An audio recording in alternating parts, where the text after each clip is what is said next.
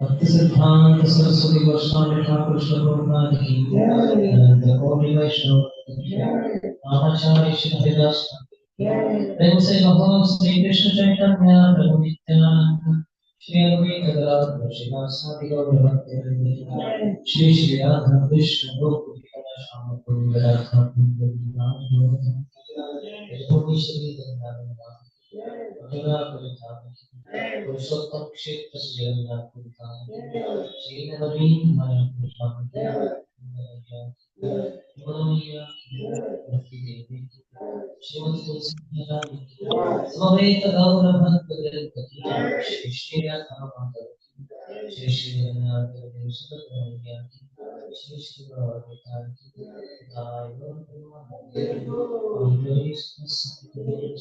all glories to the glories, all glories to the glories, all glories, all glories, all glories to Shri Guru and Shri Gauranga Krishna Krishna Srimati Bhaktivedanta Swami Putnamani Namaste Saraswati Devi Gauravani Prachare Vishesha Shunyavadi Ogyantyantasya Dhananjanashanaya Aksharam Yena Tasmai Shri Gurave Namaha Shri Chaitanya Vishram Sapitam Yena Bhutale Swayam Rupaha Tadavayyam Tadati Swapadantikam Vandeham Shri Guru Shri Yuta Padakamalam Shri Guru Vaishnava Shri Rupam Sagrajata Sahagana Raghunathan Sajivam Sadhaitam Savadutam Parijana Sahitam Krishna Chaitanya Shri Radha Krishna Pada Sahagana Radha Shri Krishna Panchakalpatarusha Vasambhujatevacha Patitanam Pavanebhyo Vaishnavebhyo Namo Namaha Jai Shri Krishna Chaitanya Prabhu Nityananda Shri Advaita Gadadhara Srivasadi Gaurabhaktapita Hare Krishna Hare Krishna Krishna Krishna Hare Hare Hare Rama Hare Rama Rama Rama Hare Hare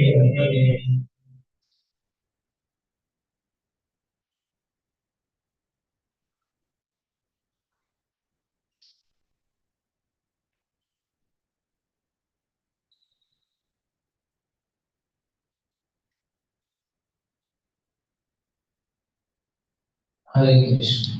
Very Himangal.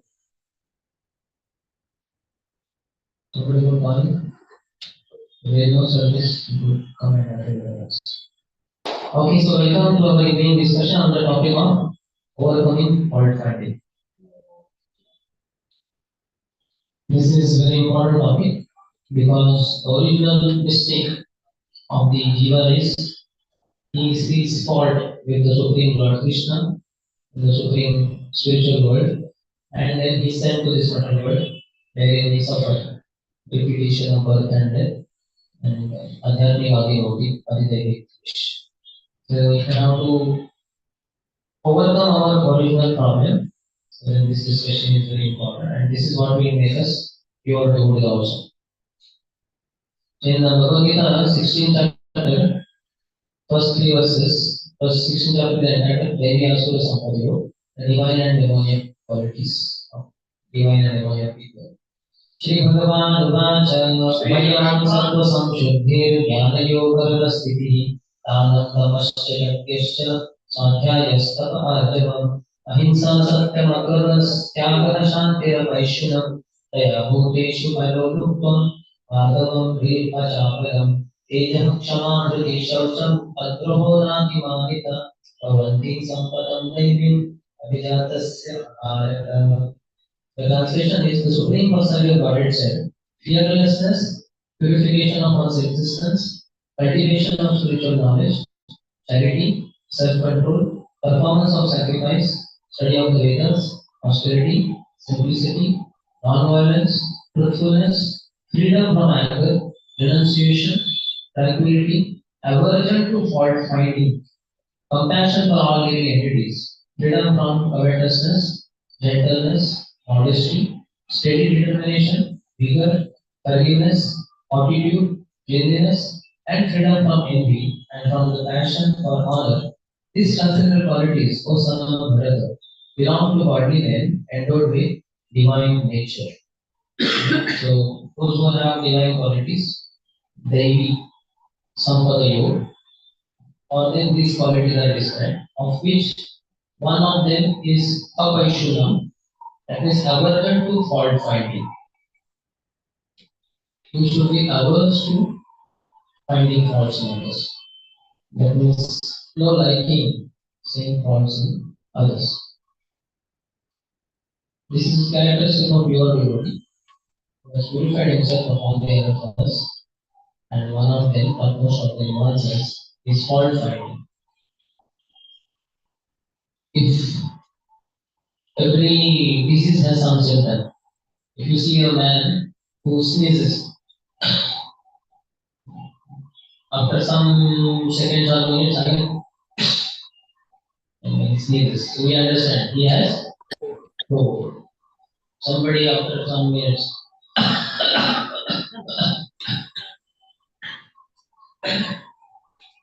again after some minutes, what do we understand? He has cough. Somebody every now and then, so we understand he must be having some headache and to get rid of headache by massage. So every disease has some symptom. So fault finding is the symptom and the disease is envy. Envy is the root cause of our coming to this material world also. Ichha, Vaishnava, Prabhu, and Bharata. So when one becomes envious of the Lord, desires to be independent of the Lord, he is sent to this material world. Here we continue with our envy, which we exhibit towards other living entities, or children of Krishna. And the symptom of our envy is fault finding. As much as we have aversion to Krishna, as much as we lack Krishna consciousness, that much we will be taking pleasure in seeing faults in others, and also speaking them, maybe amplifying them also, broadcasting on net and other social media. We take pleasure in that.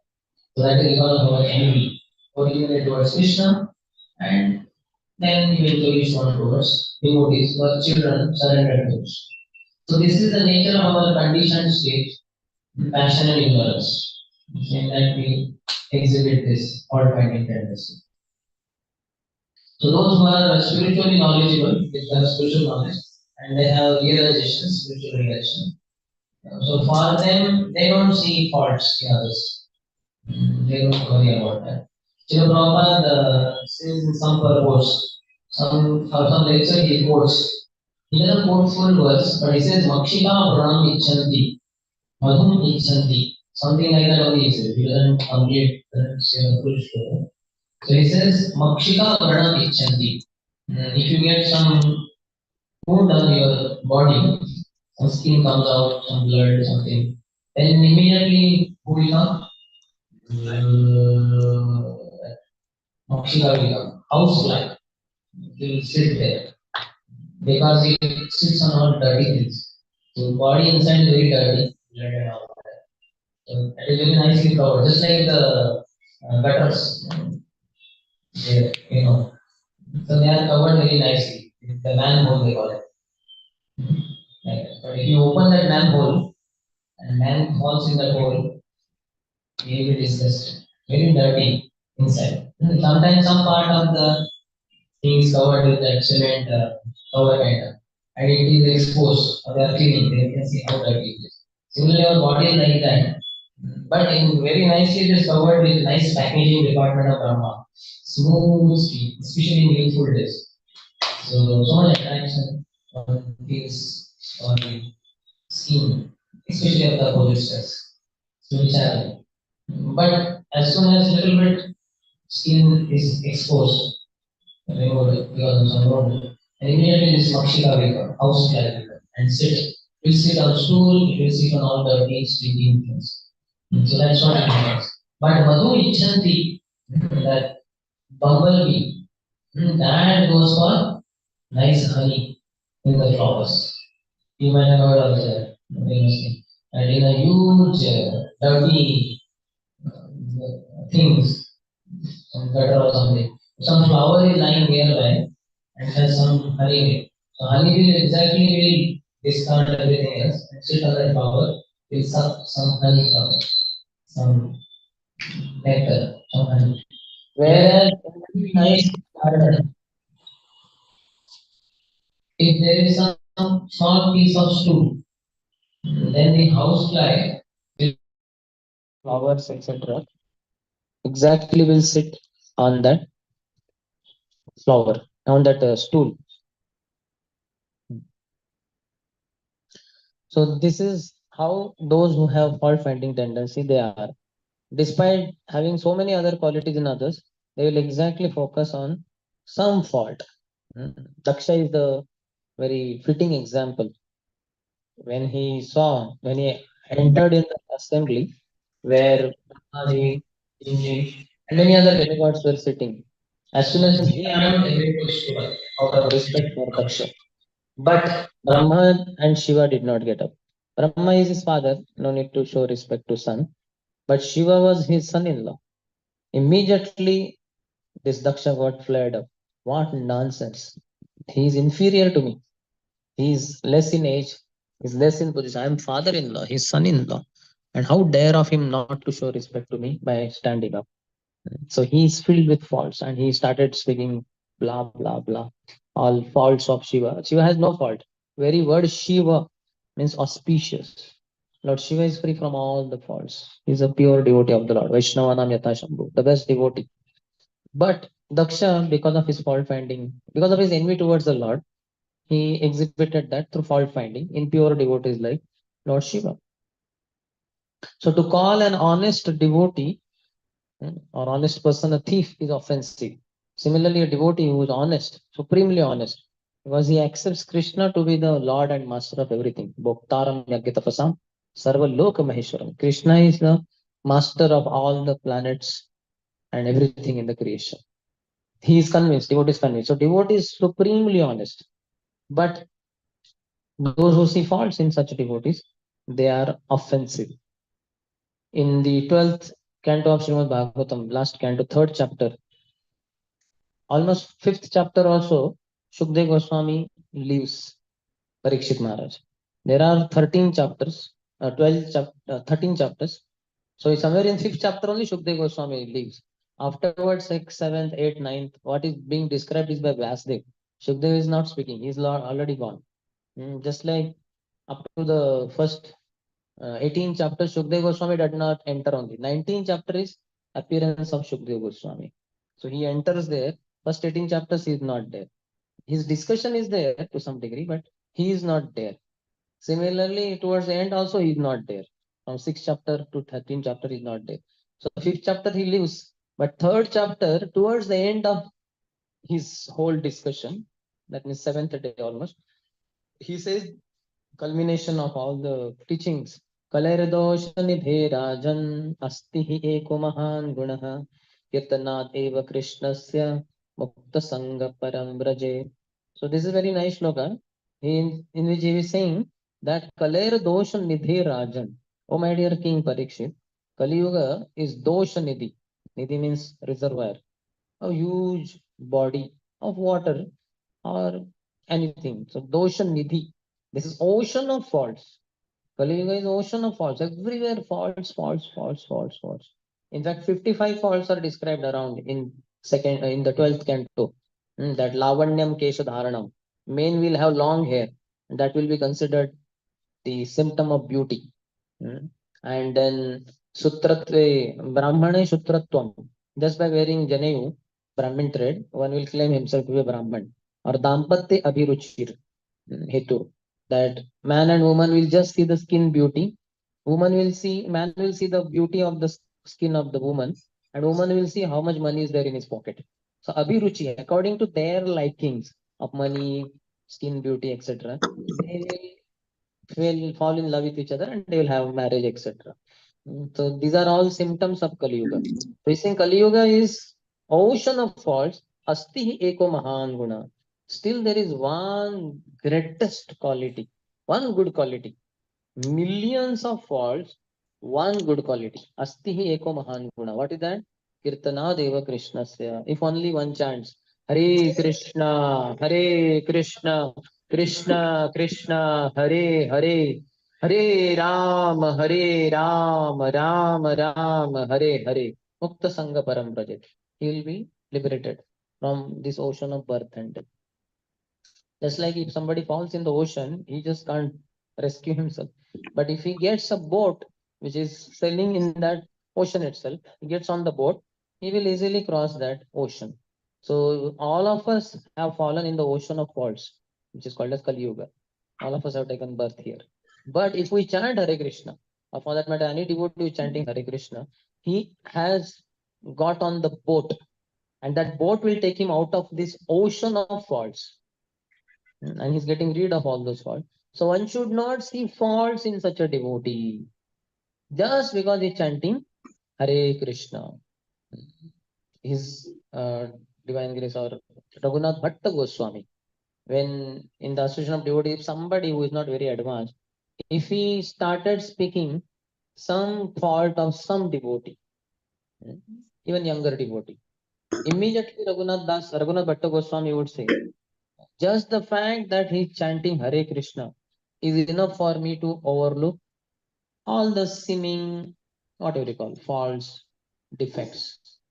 They are not to be seen because such a shining, bright quality of he is chanting holy name is there.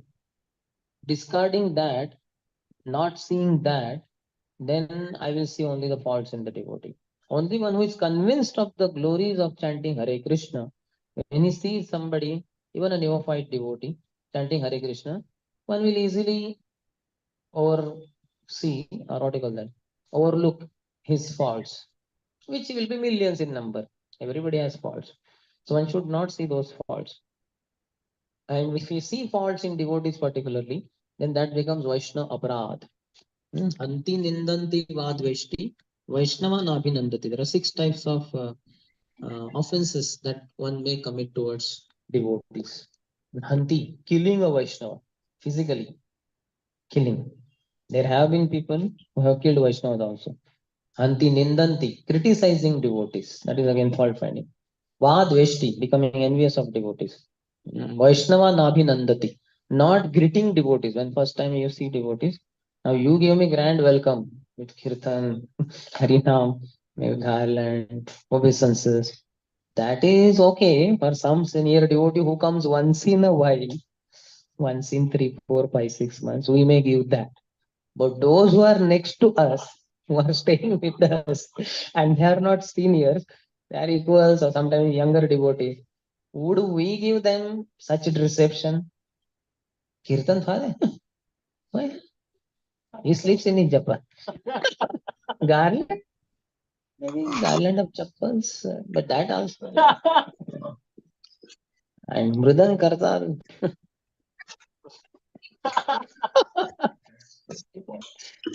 Give it on his head with full force.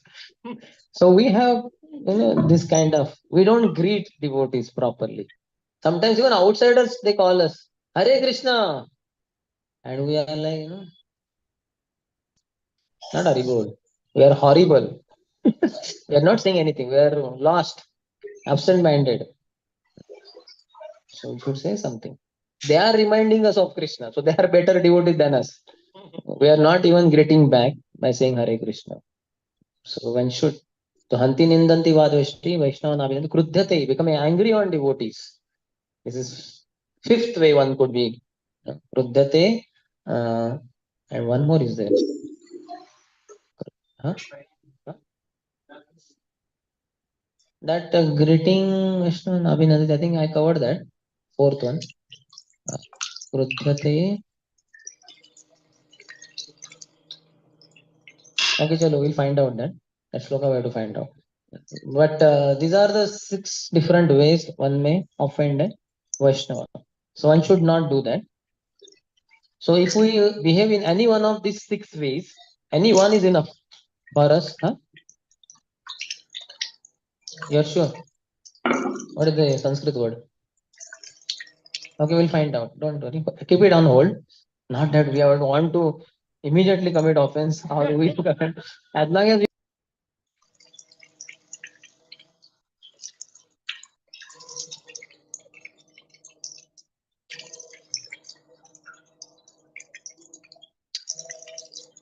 Hare Krishna, Krishna Krishna, Hare Hare, Hare Ram, Ram Ram, Hare Hare.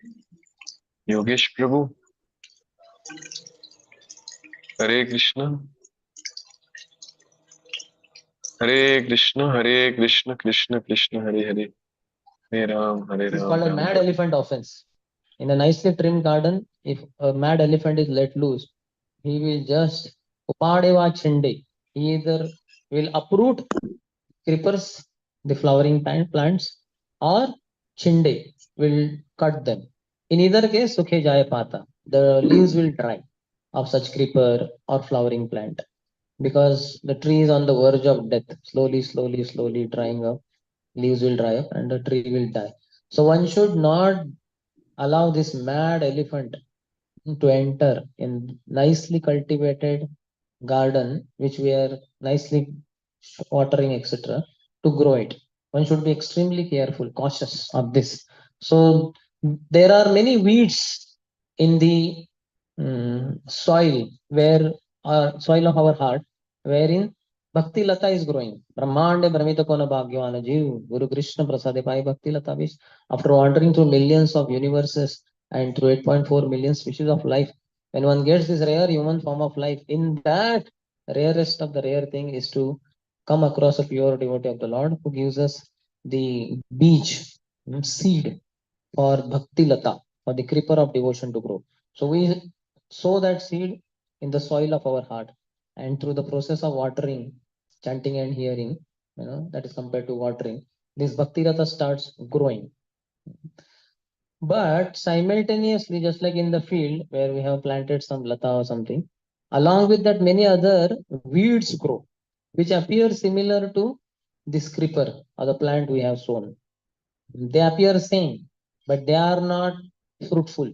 They are not going to give any grains, etc. They are useless, grass, etc. Rather, they suck the water which is meant for the main plant to grow, and thus the main plant starts drying up, and these weeds are only growing. So this weed of fault finding is very dangerous. That's what will suck our strength, our spiritual potency, and will dry up spiritually, will die. So it is said, for this, nip it at the bud. Hmm? At the bud stage only you nip it and you remove it, so that na rahega baas, na bajegi bansuri. So you uproot it. Rather than uprooting your bhakti lata, uproot this weed. But one should be careful enough to be able to distinguish which is seed and which is weed. If you see, spelling wise also they appear similar. Only S is replaced by W. Otherwise, double ED is the same. Seed, weed. So one should not uproot Bhakti Lata, the seed of Bhakti Lata. Rather, one should uproot the weed of fault finding. So fault finding is also prajalpa. It's useless talk. Speaking unnecessarily about mundane talks. That is called as prajalpa. So this is unnecessary. The tongue is not given for criticizing other Vaishnavas. Tongue is given for glorifying Krishna, glorifying Guru, and glorifying Vaishnavas. But we misuse the tongue through the supreme prajalpa by criticizing or finding faults with them. Prabhu, I'll tell you some faults of XYZ Prabhu. He's very dirty and he gets up always at 4:20. 420 बकते हो, 4:20 उठता है, 4:30 को आता है temple hall में, but how he brushes his teeth, ऐसे एक show करता है वो. He takes bath means what? Some fortunate parts of his body get water. Most others parts don't get water. And wears how he wears dhoti on the way to Krishna, not on the way to Krishna in temple hall. Like that. And tilak, so he just puts this tilak. He doesn't put tilak in other 11 parts. That is advertising department. Other parts are invisible. So he just puts tilak.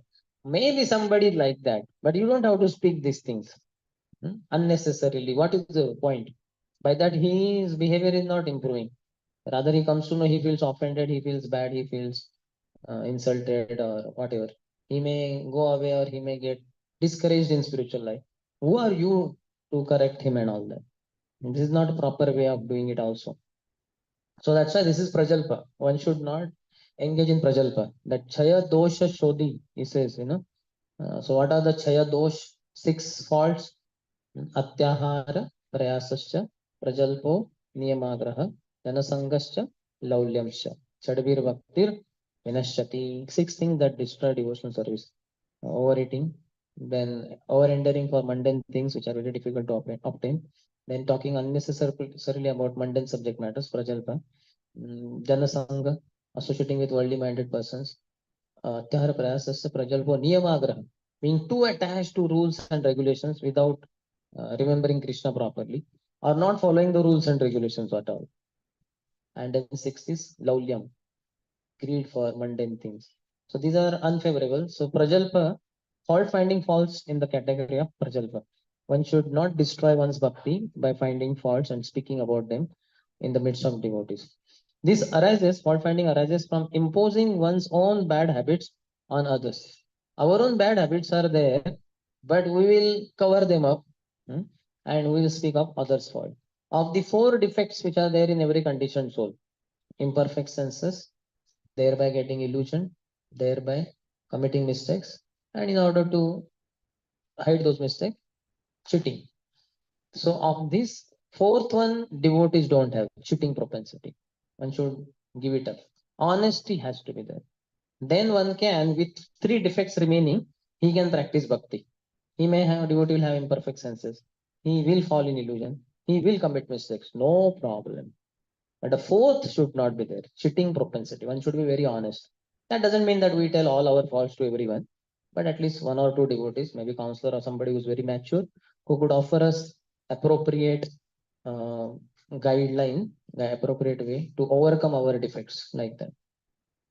So we have bad habits, we don't recognize in us, we don't see them in us, and then we impose on others through fault finding. Oh, he's like this, he's like this. So one should not do that. Bhaktivinoda Thakur says this is one of the anarthas. He describes four anarthas, and within every anartha, he has four what do you call subtitles or subtopics. So one of them, anartha of the four anarthas, one of them is weakness of heart, Hrudaya Daurbalyam. So Hrudaya Daurbalyam, then anybody knows, Aparad, mm, Tuchha Asakti, I think, Asakti, and one more. So of that one only, weakness of heart. In that there are four other things. Krishnetara Asakti, not being attached to Krishna. One should be attached to Krishna, but one becomes attached to so many other things of this world, material things. If you hear about Krishna, you become attached to Krishna. But we think we hear about so many mundane subject matters, and we become attached to iPhone. I have my phone, but I want iPhone, isn't it? So that kind of foolishness. Krishnetara asakti. Apart from Krishna, so many attachment to so many other things. Then other is enviousness in this Hridaya Daurbalyam. That also makes our heart very weak. Envious devotee, he will come and cry in front of his superior. Prabhu, why is he given post and position and nobody recognizes my position? I am chanting 16 rounds for so many years. So his envy, he reveals in front of his seniors also. And then third is in this desire for fame. One wants fame. So that's why one will look down on others and one will try to show that how I am better devotee than him. You should post me on that high position. So that is desire for fame. And fourth within that is fault finding. So they are all four these things fall in one anartha, which is called as Rudhay Daurbalyam, weakness of heart. So we should overcome this fault finding. We will discuss about that little later. So devotee who is interested in fault finding, he is not a devotee at all. He disproves himself to be a devotee. And he is not his grace, he is disgrace to whole devotee community. He may be initiated also, and that's why initiated devotee is addressed as his grace. So and so Prabhu. So it's not his grace, he is disgrace. So be careful, especially if you are initiated. Others may call you his grace, but don't become a disgrace by finding faults with others. So devotional service becomes important for a fault finder. He is only chanting faults of others. That devotee is not good. This devotee is very inferior to me.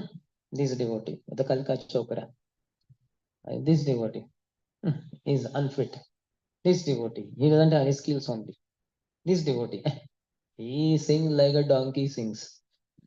So how we are crazy fellows. Huh? In the mind, so much of dirt is there. Yes or not? You think like that or not? Who is this devotee? All these are envy. We think low of others and think high of ours. I am so great.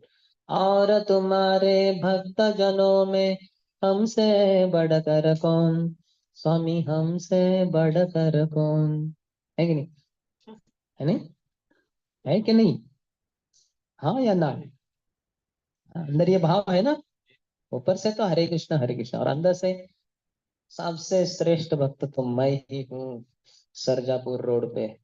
Hmm?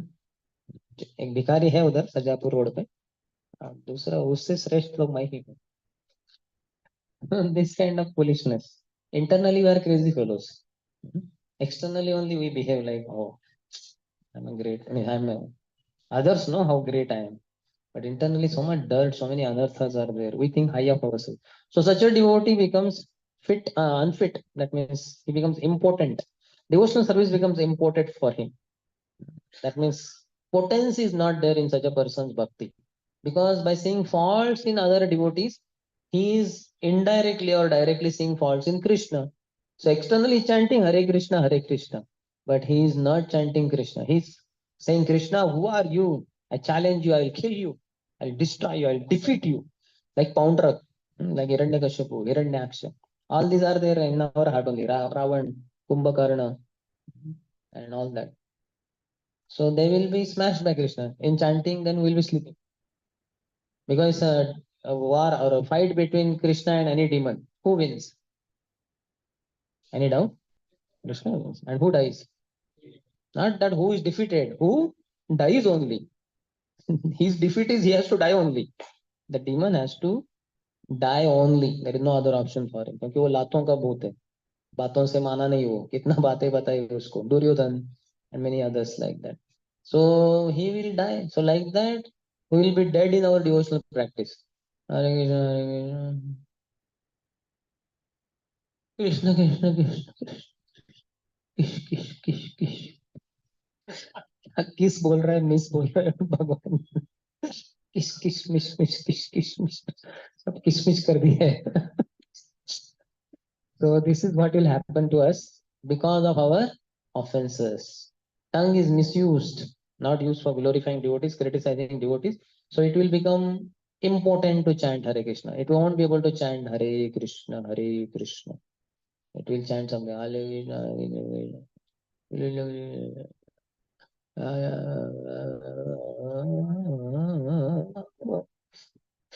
all that. So I'm just saying all this, but this is all happens or does not happen. Yes. अभी तक नहीं हुआ तो wait and watch. होगा जरूर अगर हम भक्तों का अपराध करेंगे तो. So don't make your devotional service important. Make it very powerful by Vaishnava Seva. Morning we were discussing serving Vaishnavas. Don't offend Vaishnavas, serve Vaishnavas. Become their humble minion servant. So as soon as one goes away from glorification of the Lord by transgressing the injunctions of the scriptures, Shastravani, then two things happen. He becomes proud and he becomes envy. And envy is exhibited through fault finding. So one should not become, one should not stop glorification of the. That's why we should glorify. Should keep chanting Hare Krishna, Krishna Krishna, Hare Hare, Hare Ram, Ram Ram, Hare Hare. One of the ways to remain away from fault finding is 24 hours we chant Hare Krishna, Krishna Krishna, Hare Hare, Hare Ram, Ram Ram, Hare Hare. 23 hours are over and you see the devotee whom you are envious of. He comes inside. But you have taken a vow. 24 hours. एक घंटा बचा है फिर भी. Hare Krishna, Krishna Krishna, Hare Hare, Hare Ram, Ram. So then after 2-3 minutes that devotee goes, Hare Hare, Hare. I wanted to tell him his fault, but then what to do? Hare Krishna, Krishna Krishna, Hare Hare, Hare Ram, Ram. So you overcome your fault finding. You are not able to feed the fire with the fuel. So fire will not increase. It will extinguish. So keep chanting 24 hours. Yes. Mm. Yes, but then if he takes this kind of vow, 24 hours I will chant. So he is not able to feed the fire. So what will happen eventually? then he will develop some taste for chanting and he will have distaste for uh, criticizing other devotees. So that will happen. But certainly this is not very practical for practitioners like us. But more we chant, the better it is. Like that. That's why you decide that every day I will chant some 8 hours. 8 hours I will chant Hare Krishna Mantra. And 10 hours I will read Prabhupada books. And 12 hours I will hear the lectures of Prabhupada and my spiritual master.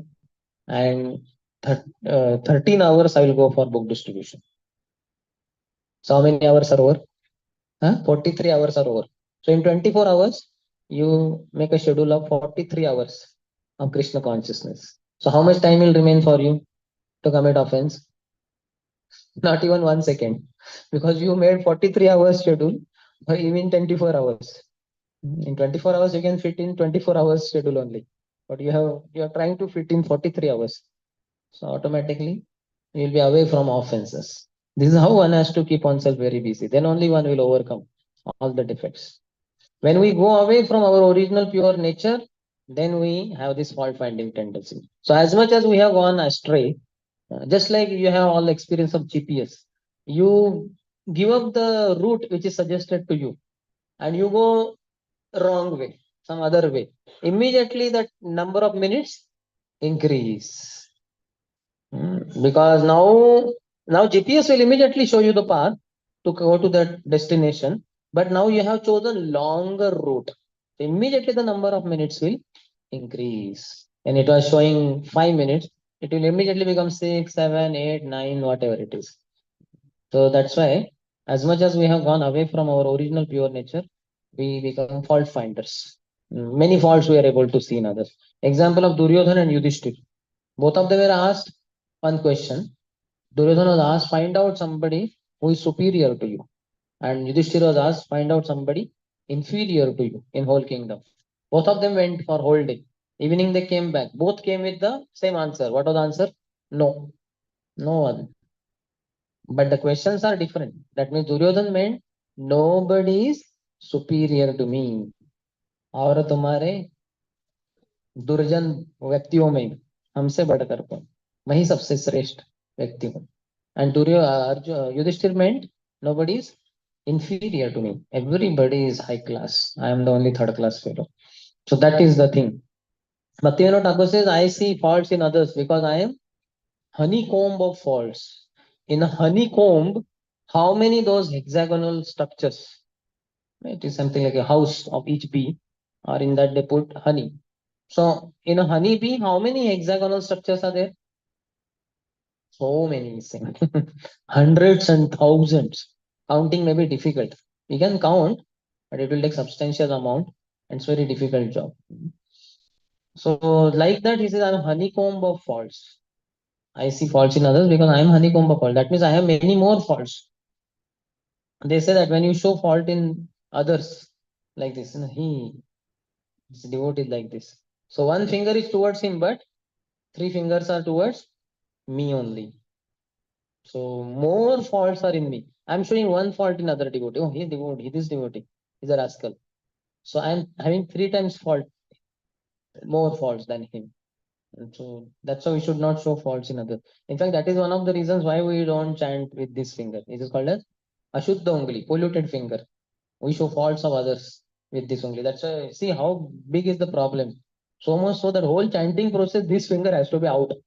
It's out of game. Not only out of game, out of bag also.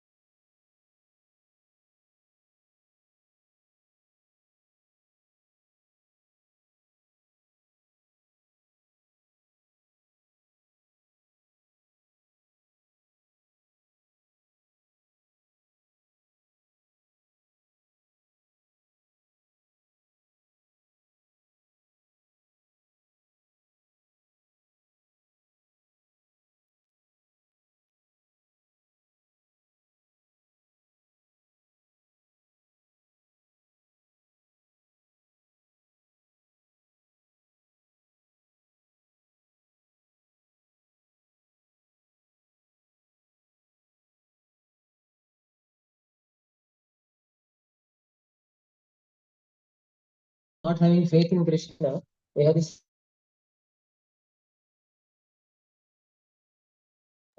some devotees very expert in mridanga bits.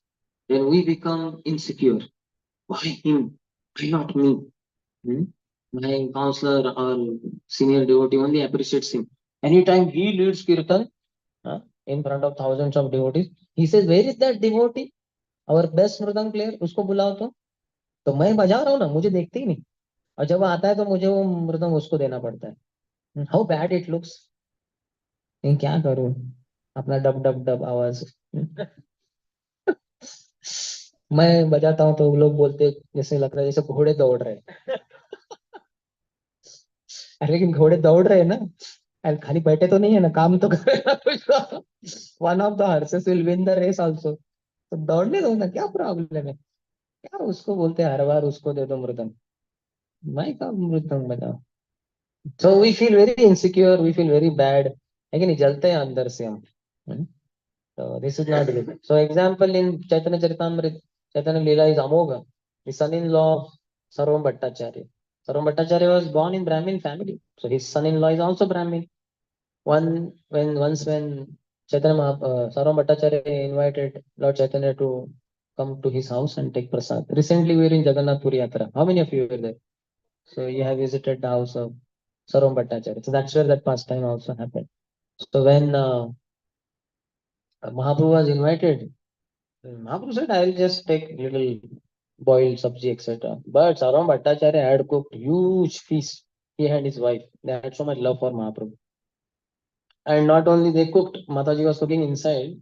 When Mahaprabhu came, still cooking is going on because they want to cook unlimited items. And Saram Bhattacharya was serving the Lord. So one item would get over, he would go inside, get it more, and come outside and serve in the other room to Chaitanya Mahaprabhu. So once when he had gone, exactly that time the son-in-law, whose name was Amok, he came in and he saw Mahaprabhu sitting with a huge plate with so many items. Immediately he said, "What nonsense! How can a sannyasi eat so many items, so opulent? How can you eat like this? Is it not befitting a sannyasi?" And he started giving ill names to Mahaprabhu. But Saram Bhattacharya heard some commotion outside. He came with prasadam also, which he had gone to refill.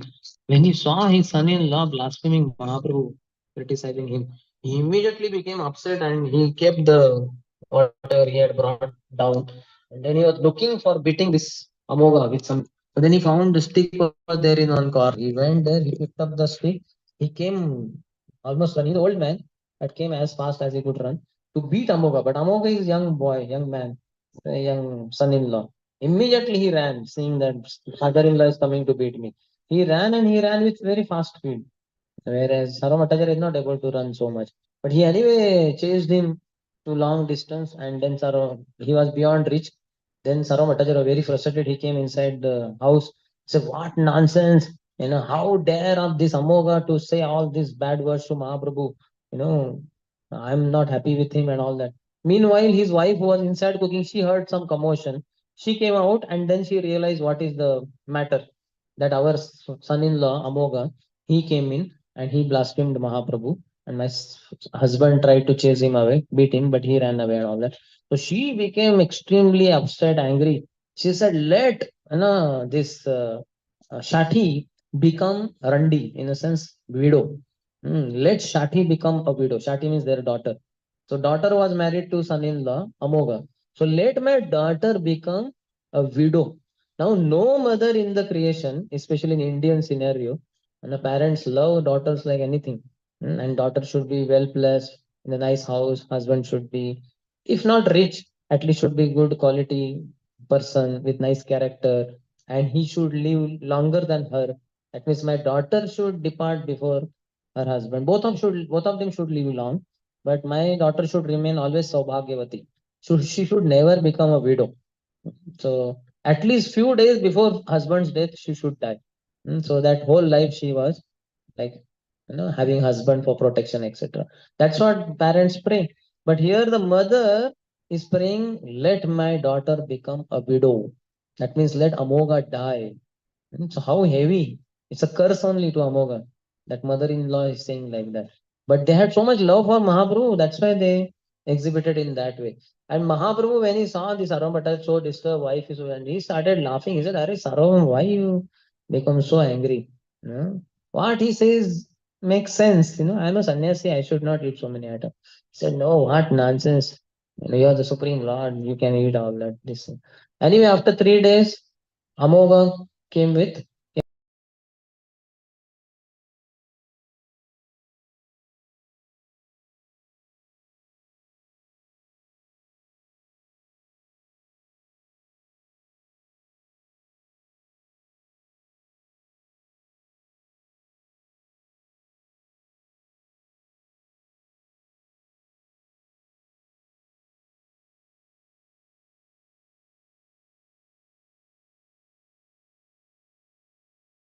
about to die. He went to the house of Amoga. And Amoga was lying down in a pathetic condition. Mahaprabhu kept his hand on the heart of Amoga, saying, "Amoga, your heart is meant to be a residence of Lord Krishna. Why do you allow this envy to be there in your heart? Please give up this envy and chant Hare Krishna." So Amog had learned a good lesson. How to die. Why will he not listen to Mahaprabhu now? In good, healthy condition, he would not have listened. But now, when death comes close, one goes to any extent to overcome it. Isn't it? Like you can see in the hospitals and all, when people are about to die or their relatives are about to die, they say, "No, doctor, कुछ भी कीजिए, पैसे ले लीजिए, operation कीजिए, लेकिन हमारे relative को या मुझे बचाइए." Like that. One comes to his hands and knees. Samoga was like that, and he immediately accepted. He became wonderful devotee. He gave up envy towards Chaitanya Mahaprabhu completely. And when Mahaprabhu came back to Sarvam Bhattacharya, he said, "Please, do not be harboring ill feelings towards Amoga, your son-in-law. Now he has improved." Still, Sarvam Bhattacharya was very upset. But then Chaitanya Mahaprabhu pacified him. He said, "No, now he has understood, got his lesson. Now please don't speak anything about wrong about him." So Amoga is one example. Another is Ramchandra Puri, who was one of the disciples of Madhvendra Puri. When Madhvendra Puri was about to leave this world, he was very old, invalid body, not able to do his duties himself.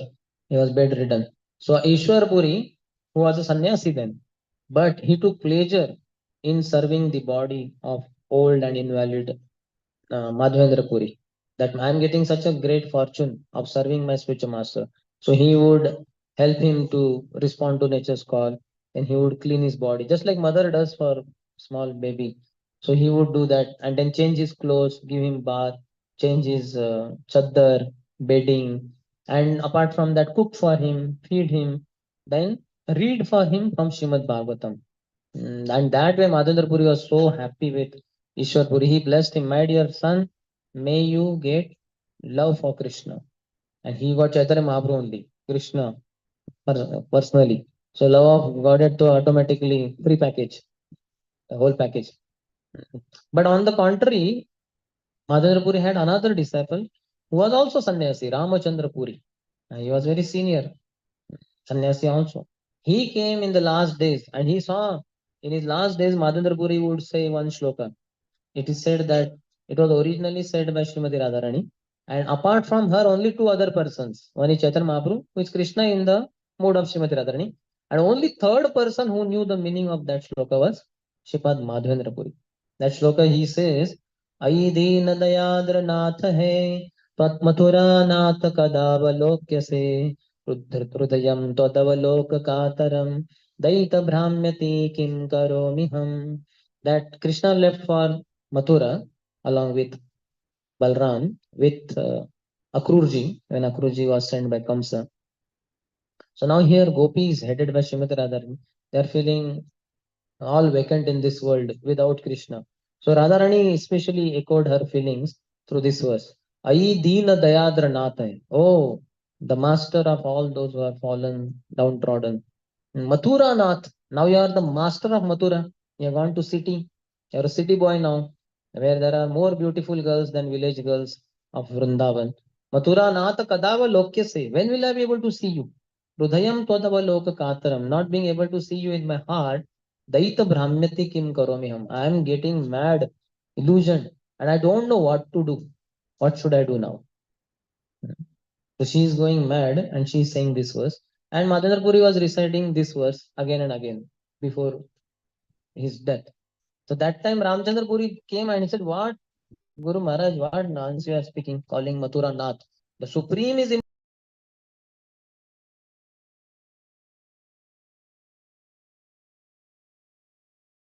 fool. What are you talking? That impersonal Brahman is superior to Supreme Lord Krishna. You get out of my sight. Get lost. I don't want to see your face while dying. Else I don't know what would be my destination."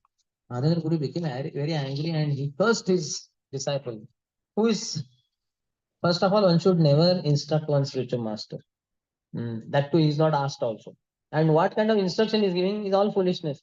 He's saying impersonal Brahman should be meditated upon. And what are we calling master of Mathura? This is not proper. Mathura Nath is inferior. That impersonal, unlimited Brahman, because of contamination of mode of goodness, takes a body of earth, water, air, fire, ether, and he becomes some god called Mathura Nath Krishna. So that is inferior. That superior is impersonal Brahman. So that kind of misguidance he was giving to his guru. Anyway, Madhavendra Puri was not to be misguided, but the point is this is improper. And because of this, cursed by spiritual master, Ramchandra Puri eventually went to Jagannath Puri and he started finding faults with devotees there. He would personally serve them prasad and they would say, "Now it's enough. They have taken enough." "No, no, take more, take more. It's Lord's prasad. How can you say no? Take. And the devotees, senior devotees serve with so much of forceful love. And they are helpless. They don't know. And when they have eaten like anything and they cannot take one morsel now. No, no, no. Enough. Just think how much these associates of Mahaprabhu eat. I had heard Mahaprabhu Bhaktagan Vairagya Pradhan. All the associates of Mahaprabhu are greatly renounced. And here I see what renunciation. They're eating like anything, overeating. Is this the way? Is this the way the devotees eat? And he would criticize so directly, openly. And devotees would be wondering, I never wanted to eat so much. Miss, in the mind, they would say, "You only forced me, and now you are saying I overeat like anything and all that." So he did not just stop there. He went to Mahaprabhu and he started criticizing Mahaprabhu. Are, as a sannyasi, how can you eat so much? Sannyasi should eat only alpo, little bit. This is not good for you to eat so much. So Mahaprabhu reduced his intake to half the meal. Whatever he was taking, he started taking half. And it is said that he became leaner, thinner. And Ramchandra Puri did not stop there also. So one day when he visited Gambhira, Mahaprabhu's resident, he saw a line of ants queue of ants. Then he said, "Oh, now I understand why so many ants in this house.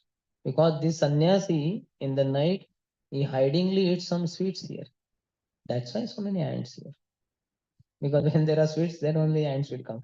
So Prabhupada says, in India, even in the toilet, there will be ants. That doesn't mean that somebody is hiding in toilet and eating Jagannath का खाजा. खाते जा उसको कहते खाजा. ऐसे नहीं है. But he was seeing faults with Mahaprabhu and ultimately he fell down from the path of devotional service. So this is how envy is, showing faults, seeing faults and showing faults by speaking it, even to the degree we will not spare Krishna. So Ramchandra Puri had Krishna in the form of Chaitanya Mahaprabhu, so he did not spare Chaitanya Mahaprabhu or Krishna. So we don't have Krishna, so we will not spare devotees who are representatives of Krishna. We will criticize them, we will find faults with them. This is how we are. Because of envy, we see faults with others. So this envy is a disqualification. Few places in Bhagavad Gita, Krishna says anasuya way. Asuya means envy. Anasuya, asuya means without envy. That is the qualification for devotional service. He says that bhakto si me sakacheti rahasya me. What is that? Idam tute guyyatamam pravakshami anasuyave. Idam tute guyyatamam. I'm telling you this most confidential knowledge. Idam tute guyyatamam pravakshami. I'm telling you anasuyave because you're free from envy. And other places also, one or two more places is there where Krishna uses this word anasuya. Asuya means envy. So anasuyave. So envy is disqualification for devotional service. There is one Christian saint or whatever, Matthew. He says, "Judge not others, lest ye shall be judged. Don't judge others. See faults in others and speak. Otherwise, you will be judged also. जैसा ना जैसा करनी वैसा भरनी. Whatever is thrown goes around, comes around. Like that boomerang you throw, what happens? It comes back to you. So if we start judging others, we will also be judged. Are you ready to be judged? Oh, I don't want to be judged. I'll be exposed. So if you don't want to be judged, why do you judge others? He says, condemn not others, lest thou shalt be condemned. So don't condemn others. You will be condemned otherwise. Hate the sin and not the sinner. Just like our mother gets some contagious disease. Do we get rid of our mother? No. We are interested in getting rid of her disease. So we may keep aloof because it's a contagious disease. We may give her in separate room and provide food there without going personally and arrange doctor and medicines so that she gets well soon. And then we again have her association because we love her. But we don't like the disease in her. So hate not the sin, hate not the sinner, hate the sin but not the sinner. That should be the formula. Forgive and forget.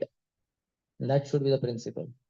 Even if some people, some devotees commit mistake towards us, forgive and forget.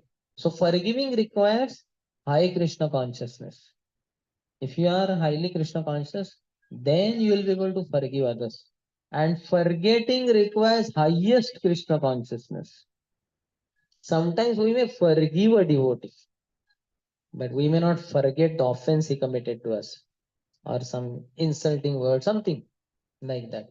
Sometimes some seniors may say, Prabhu, in our here voice center, we don't want any kind of fights in devotees. Okay. Okay, he was at fault and he's agreeing also. Now you forgive him. Forgive him. So our counselor is telling, president is telling, what is the other option? There is no other option but to forgive him.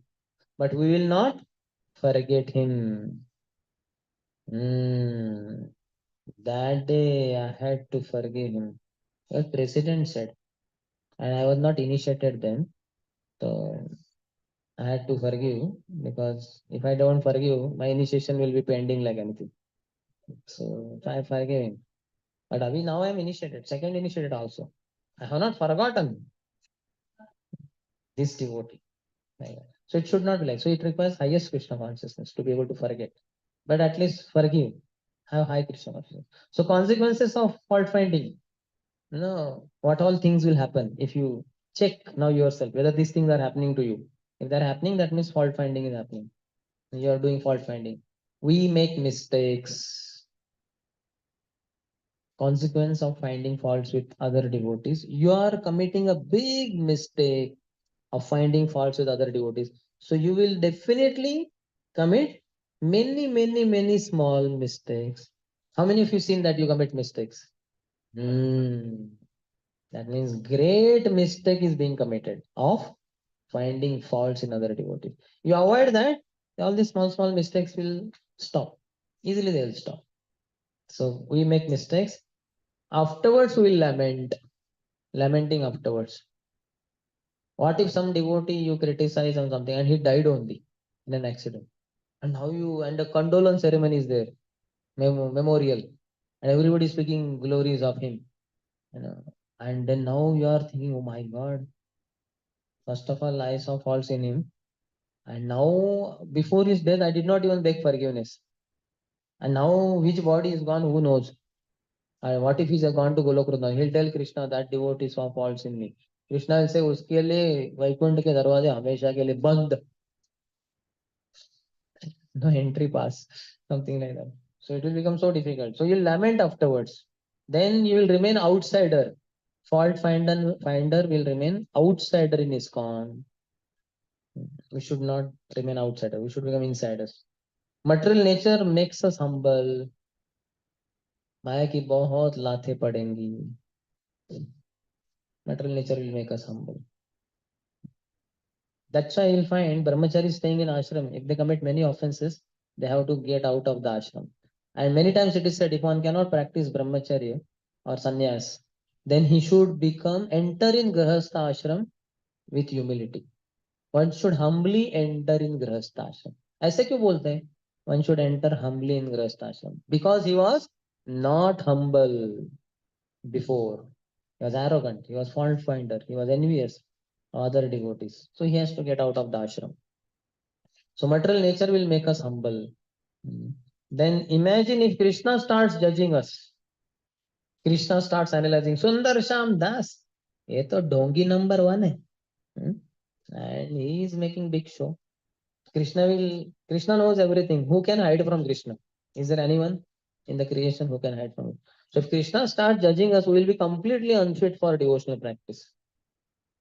So Krishna doesn't do that, fortunately. That's why our show is going on. So we should not judge others. Krishna is not pleased when we find faults with other devotees. His Holiness Radhanath Swami Maharaj said, if you are not part of a solution, you are part of a problem. So be a part of the solution by not being a fault finder, but rather being always praising devotees. We'll also become shareholder of that fault. Whatever the fault you see in others, that fault will develop in you definitely. It is already there in you in subtle form, and it will one day become gross, visible fault in you.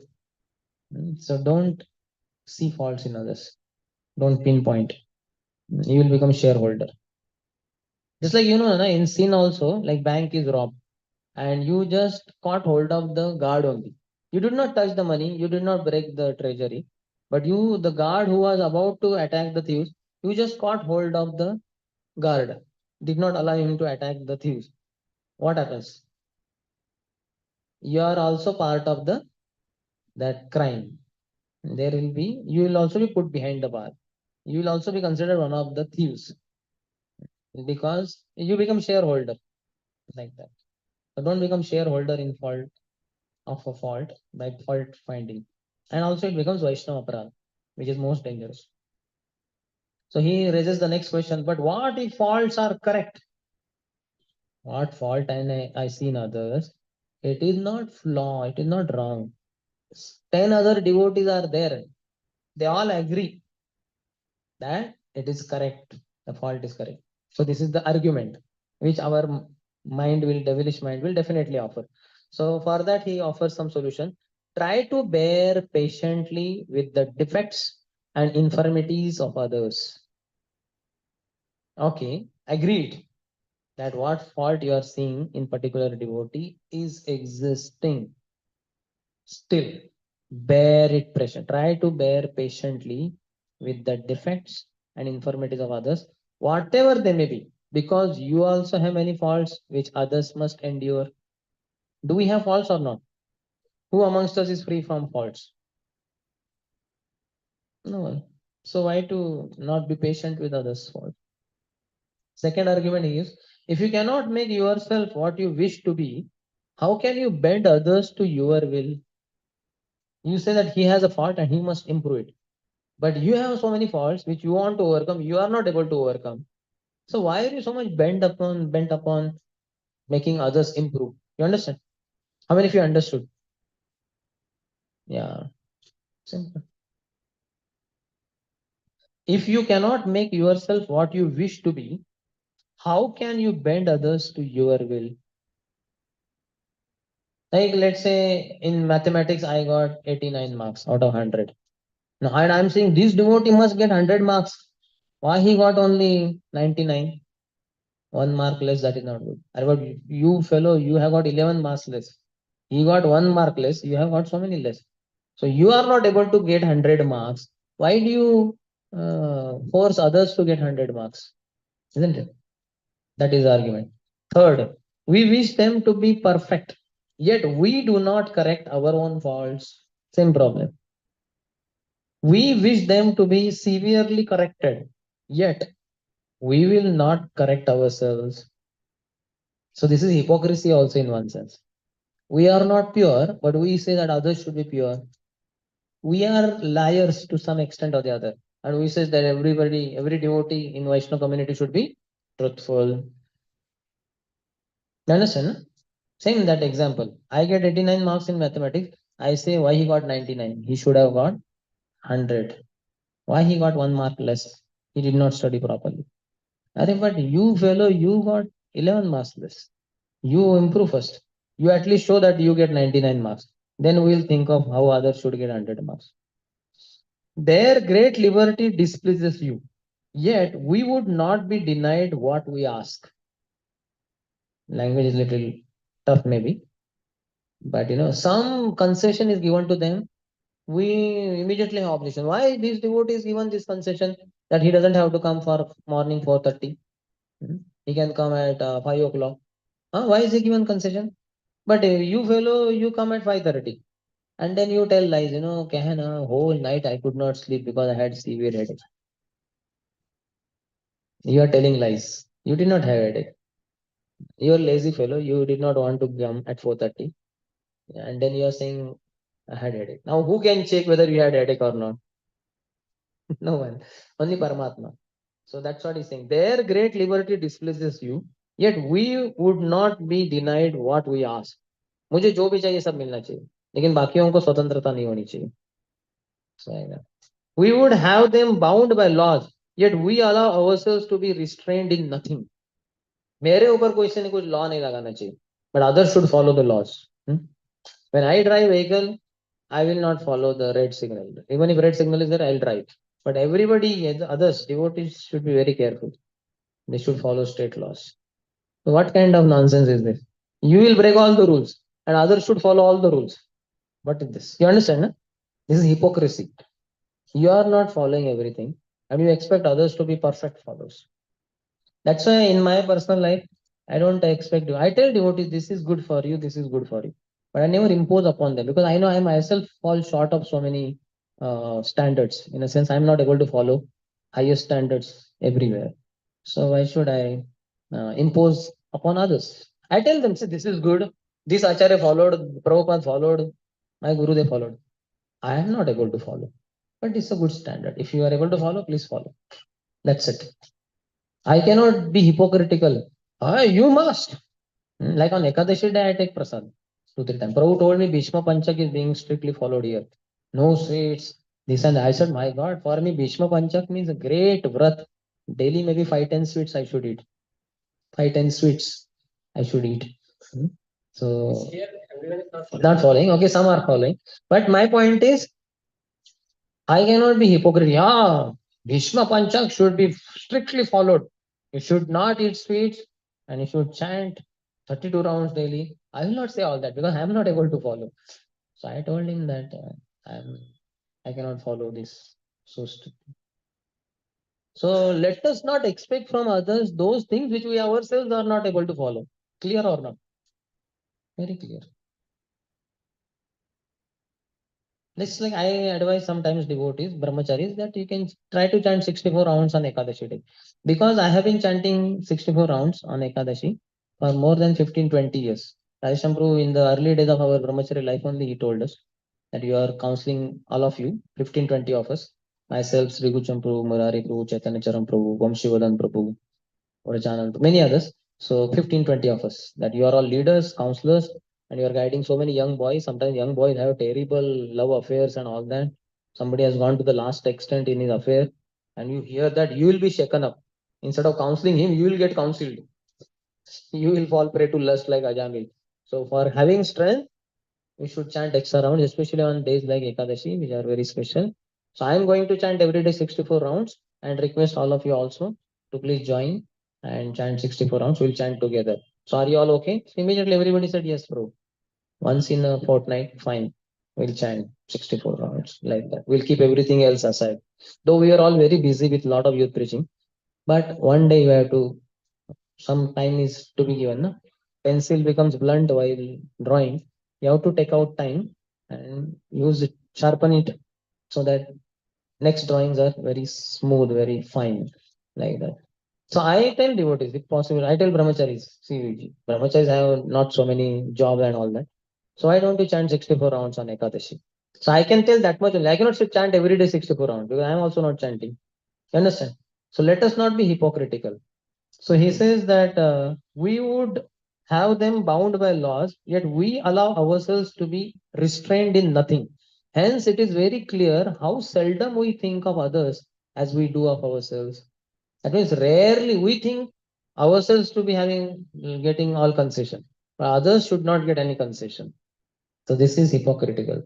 Even if faults are correct, so he gives some, even if you have seen fault in devotee and the fault is correct, still what he's saying, see positive, Krishna eka sharanam.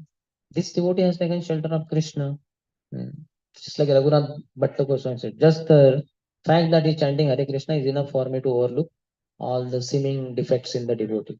So just see one good quality, Krishna, Ardan, Asti he ko mahan gana, Krishna Kirtana Deva Krishnasya. He's doing Krishna Kirtan. So forget everything else. He's saying hate the sin and not the sinner. Even if you see fault, so hate the fault. Tell the devotee, we both are friends, and the fault that you have, you need to overcome, and we both together will fight against the fault. You understand? Not that you are only problem, devote, Prabhu. I'll kick you out of the youth center. No, he is not the problem. He has a problem. You understand? Envy dictates he is the problem. But freedom from envy dictates he has a problem. This is a reality. Let me help him. Alone he is not able to get rid. Let me help him to get rid of the problem. He is not my enemy. The problem in him is our enemy. So that way. And that bumblebee and fly example, even if fault is correct, be like a bumblebee, see good and amplify that. There are 6 visions, they say, that seeing, knowing good and bad and only focusing on bad, or only seeing faults, others. But seeing both, I'm focusing only on bad. Then seeing both and bad, you amplify also. Mhm. Then seeing both, but seeing only good, seeing both, and focusing only on good, and seeing good and amplifying it. So, like that, some 6 visions are told. So, we should try to follow these later ones, that seeing only good or amplifying the good, rather than seeing only bad, or worst is amplifying the bad things in others. So, don't criticize and don't follow. hmm. Nothing is perfect in material world. Don't expect utopian world. So don't criticize other devotees and don't follow their wrong behavior. Some devotee has some fault, you don't follow. But don't criticize also. Keep quiet. Or tell some superior who could help him to get rid. Don't expect utopian world. We are not in the utopian world. That means ideal world. We are in the material world. Kaler dosha, nidhe rajan. Kali Yuga means faults and faults. Do in a very respectful way. Even if some devotee has a fault, you have to help him. So do it in a respectable way. Like somebody has a huge boil, he goes to doctor and doctor takes some hammer and thud. He doesn't do like that. He does in a respectful way, isn't it? He will give a cut and then press it and take out the pus, clean it with whatever Dettol or whatever, and then apply some ointment and put a bandage and give some medicines, pills to be taken. Isn't it? He does in a respectful way. Not that, oh, yeah, such a dirty boy. He doesn't just chop off like that. And with that, some skin also he removes. And the patient, he's crying. They don't do it in respectful way. And somebody has some heart problem and he immediately cut open. No, he's not cut open. First is even anesthesia. How can you do? So there is some way to deal with somebody's problem, isn't it? Not that you do it haphazardly. So do it in a respectful way. His Holiness Bhakti Rasam Swami Maharaj once saw one Grahastha Prabhu. He was, in Radha Gopinath temple, how many of you had been? So you'll find towards where Prabhupada is, that side, opposite the DT side. There are 2 doors. One corner there is Hanumanji, other corner there is Garudji. Small deities are there, 2.5 feet. And they are also dressed once in a week, Saturday or Sunday, something like that. So once it so happened that one Mataji was dressing that Hanumanji, and one Prabhu was assisting. They were not husband and wife, but he was assisting her by giving jewelry and things like that. And she was doing dressing, etc. So, but simultaneously, because both are in same service. They were discussing some things and they were laughing, some joking, like that. So his Holiness Bhakti Rasanand Swami Maharaj, who came to temple for darshan, he happened to see both of them and he felt as husband and wife, they are not husband and wife. So this relationship is becoming somewhat intimate, hmm, unknowingly, all that. But he did not say anything. 15 days passed by.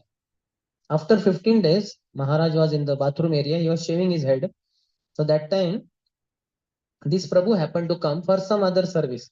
And he said, that time Maharaj was not Maharaj, he was Prabhu, Devamrit Prabhu. So he said, Prabhu, regarding this is something he asked. Maharaj, means Prabhu that time, answered him. And then Maharaj just gave a compliment, kind of. He said, oh, you dress Hanumanji very nicely. Uh, a fortnight back, I saw you. Then immediately he was saying, oh, I did not dress. Mataji dressed that Mataji. Oh, no, no, no, Prabhu, I did not dress that. Mataji only was dressing. She is a wonderful dresser. I did not dress. I was only assisting by providing jewelry, etc., etc., etc. Like that. But she was the main dresser, like that. I said, yeah. So yeah, she dresses nicely, but you should be careful. You know that sometimes services like that, others may misunderstand when you are dealing and laughing like that. So they may misunderstand. So you need to be careful in the dealing. So very very important point. Thank you for that what you call suggestion. I'll take care henceforth like that. So now you see how mildly he corrected the problem. Problem was there, not knowingly, unknowingly. They were speaking in a little, not exactly flirting, but so much jovial you cannot be. If your own wife is there, that is different, but it is not your wife. That also your own wife is also there. That also in public, in temple hall and all, you have to behave in a some modest way. But anyway, Maharaj corrected after 15 days. Now, how many of us will wait for 15 days? नहीं 15 days में तो मैं भूल ही जाऊंगा. अब भी कर दो. सुबह से शीघ्रम. Fault finding is the most auspicious activity, and शीघ्रम immediately it should be done. So we are that kind of fellows, but it should not be like that. We should learn from Maharaj. 15 days later, and telling in such a roundabout, first of all, giving compliment, and then when he agreed, no, no, I was not dressing, she dressed actually. I was only assisting. Then Maharaj, that just like in injection they have seen, no? Oh, no, no, no, no, there's nothing like that, and then what, how is life is going on? And he will do something like that. He'll push it, Oh, I don't know, but what about that and how the life is going on? And then he'll take it out and then he'll immediately apply that thing and put that band-aid or something like that. So it's it's done in a very wonderful way. Those who know how to do. Not that you take injection. God, you rascal, you have such a big disease. Here is the injection. As if you kill him only. You're stabbing him. Injection should not be stabbed. It should be injected gently, carefully. Because anyway, it's injection only. It's painful. So don't stab like that. So the correction also should be given properly. It is called as constructive criticism. In a very proper way, it has to be done. So what is the proper way? So how to correct others if they have fault? Don't enjoy others' faults first. We enjoy like anything and we want to tell everyone. I will tell everyone.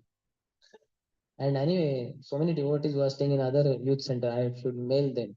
Or on WhatsApp, I should miss because I'm not able to go and tell the glory of this devotee.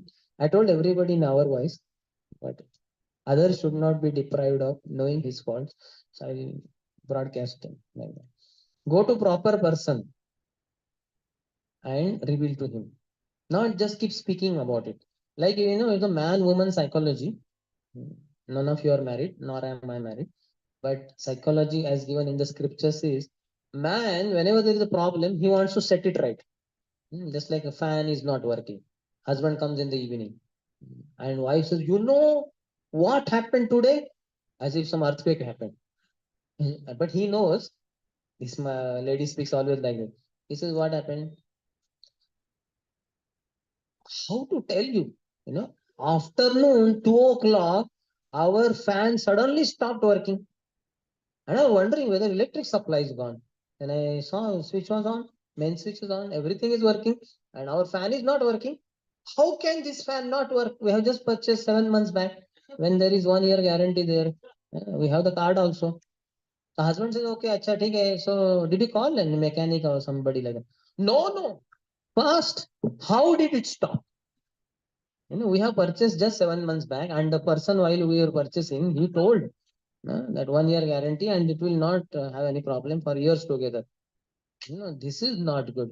Husband says, okay, fine, it is now whatever the thing. Now you set it right. And they have given guarantee, so their mechanic can give it freely. No, that is not the point. The point is how did it not work? You understand? The woman is only concerned about a problem. And man's psychology says, okay, problem is there, now get it set it right. Like that. So fault finder, he will be like woman and he will be only focusing, speaking out the problem only. And he doesn't want to do anything with setting right the problem. That is the problem. So give constructive criticism and give it in proper way, like the way His Holiness Bhakti Rasam Swami Maharaj offered. That is the best. Next, he says, do it in a respectful way. Chaitanya Mahaprabhu and Keshav Kashmiri, how Keshav Kashmiri was so proud. Long story, now I'm not telling, time is less. But in Chaitanya Bhagavat, very elaborately, Srila Vrindavan Das Thakur discusses. But to tell you in short, he was very proud, and when informed by students of Nimai Pandit, they informed Nimai Pandit that Guruji, this person has come, he's a great scholar, this, that. And then the way the description was given, Mahaprabhu understood that this fellow is very proud. So, oh, he is very proud, so he'll be smashed by Krishna. See how very soon Krishna will smash him. And who is Krishna here? Chaitanya Mahaprabhu himself. Hmm. And he says, Phalabanta ruksha ara gunavanta jan, namrata se tahara swabhava anukshan. The tree is laden with nice ripe fruits and people with nice qualities. Namrata, humility, is their ongoing feature, ongoing characteristic. Every moment, anukshan, namrata se tahar, swabhava anukshan. Every moment they have humility. Those who are people with good qualities. But this fellow is proud, Krishna will smash him. So when very soon by the Lord in his heart, Keshav Kashmiri was directed on the bank of the Ganges in the evening hours, where Nimai Pandit was sitting surrounded by all his students. And he came and he asked student, who is he? So, oh, you don't know? He's our teacher, famous Pandit, Nimai Pandit, a great grammarian, grammar teacher. So, oh, I had heard about him. So then he challenged him that I challenge you to debate with me. Mahaprabhu said, oh, who am I? I'm just ordinary grammar teacher, but people think I am a great scholar. Actually, I am no match with you. But as you are here now, why don't you have some composition on Mother Ganges, glories of Mother Ganges?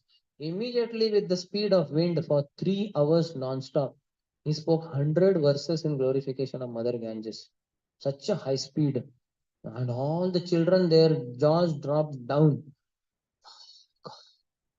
How can somebody be so scholarly? Right on the spot, his own composition. Then Mahaprabhu said, oh, amazing. So let me know some faults and some glories in your composition. So glories, he was okay.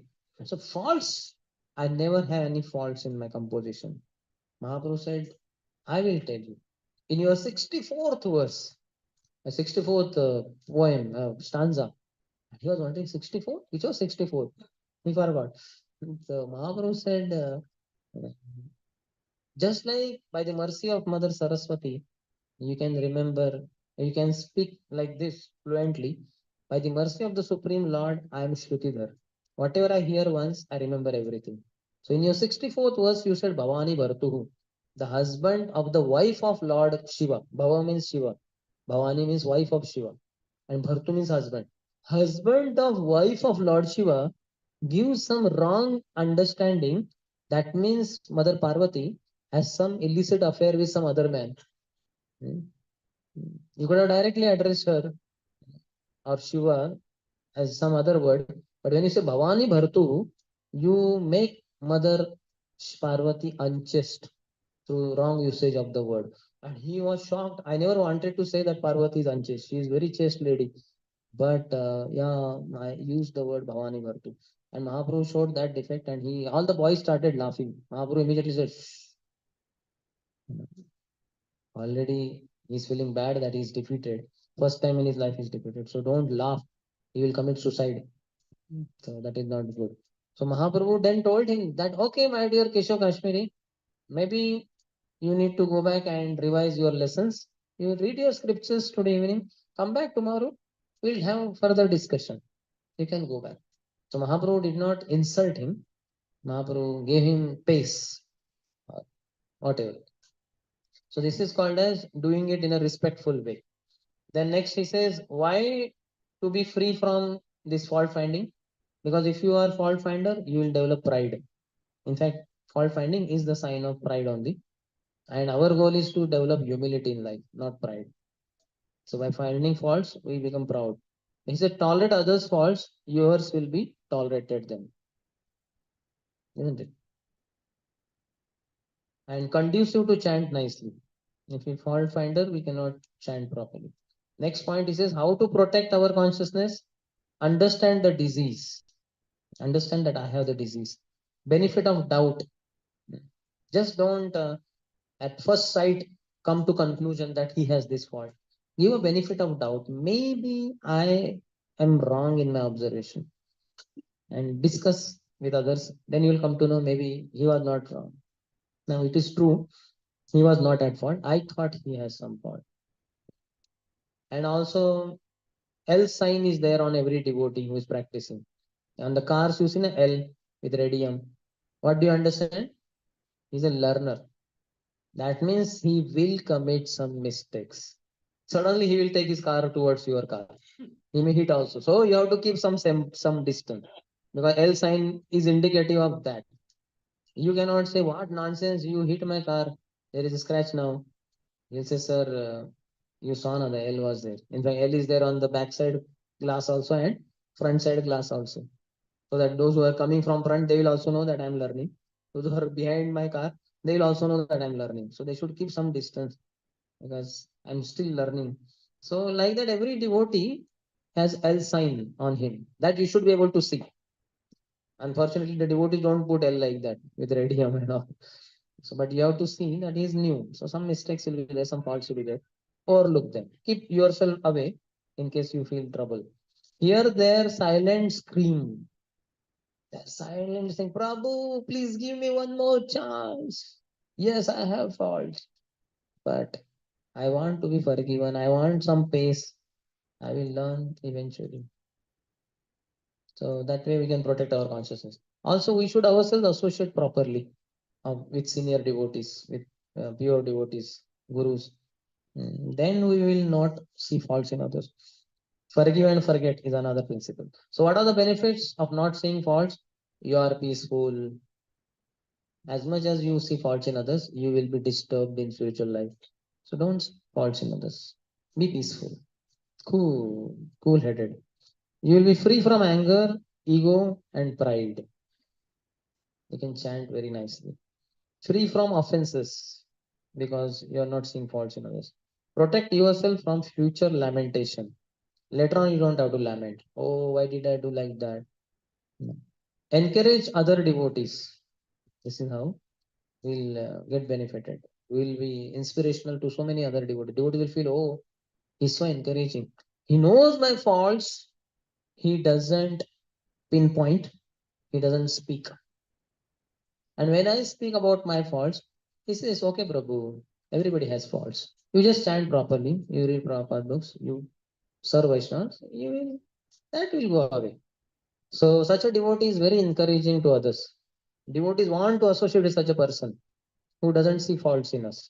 And even if we tell faults, he says, okay, don't worry about it. It's fine. Don't worry about it. It will go away. Right. So such a person becomes very inspirational. Everybody will be around him. And on the contrary, if you are fault finder, what happens? Like Ramchandra Puri, who were his associates? Not even one person. Everybody wanted to be away from him because he always sees faults in others. So you will lose, you will be lonely. If you are a fault finder, you will be lonely in your spiritual life. And when you are lonely, Maya will attack you.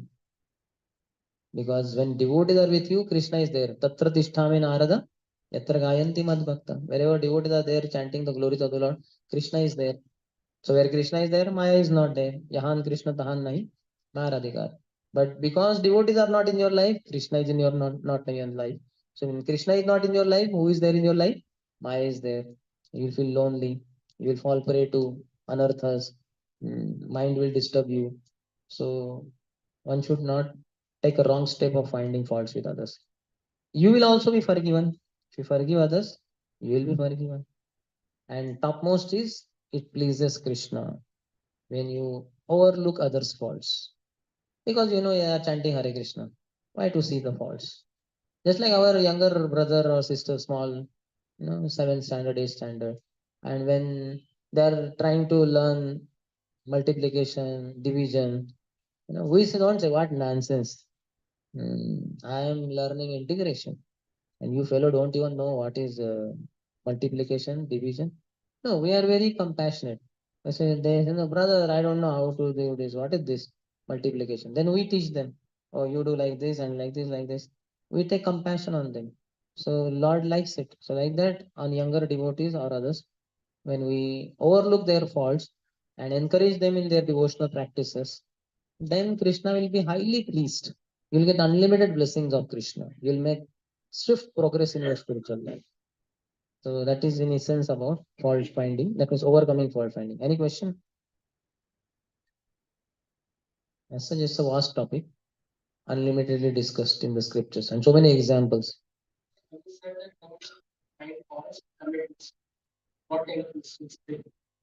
So many mistakes. Mainly mistakes happen because of passion and ignorance. When you serve Vaishnavas, you overcome your anarthas of passion and ignorance. Nashta prayeshu abhadreshu nityam bhagavata sevya. But when you commit offenses to Vaishnavas, your passion and ignorance will increase. And because of that, you will commit so many mistakes. In prasadam serving, in cooking, in cleaning, everywhere mistakes will happen. To the degree you have committed offenses to Vaishnava, to that degree passion and ignorance will increase. And you will commit mistakes. Hundreds of mistakes will happen.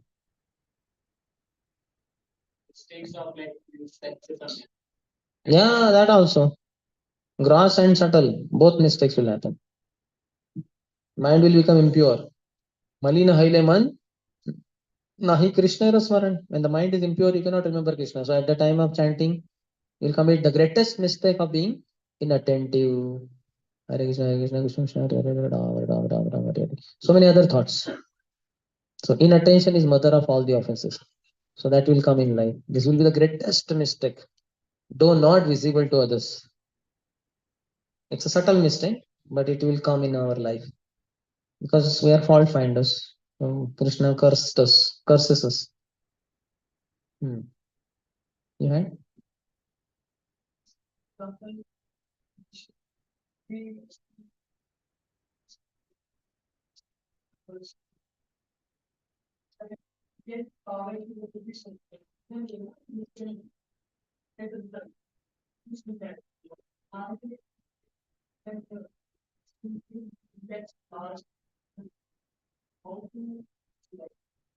Why to see that?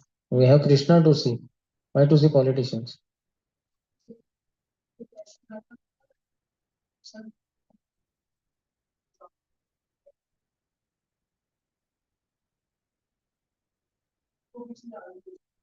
आप में क्या दूसरों में? So take the matter to proper people. If you are able to handle with maturity without pinpointing the faults, rather helping the devotee, then it is okay. If you are not able to handle it, take the matter to some senior who could help that devotee. Be a part of the solution. Don't think that he is the problem. He has a problem. Let me help him to get rid of that problem. Like that.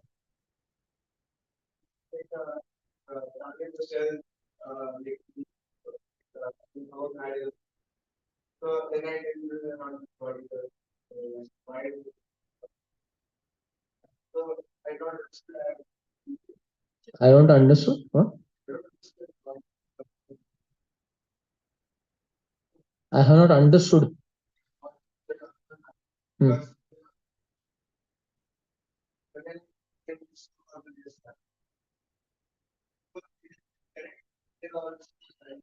No, first of all, you be clear whether you want to marry or you don't want to marry.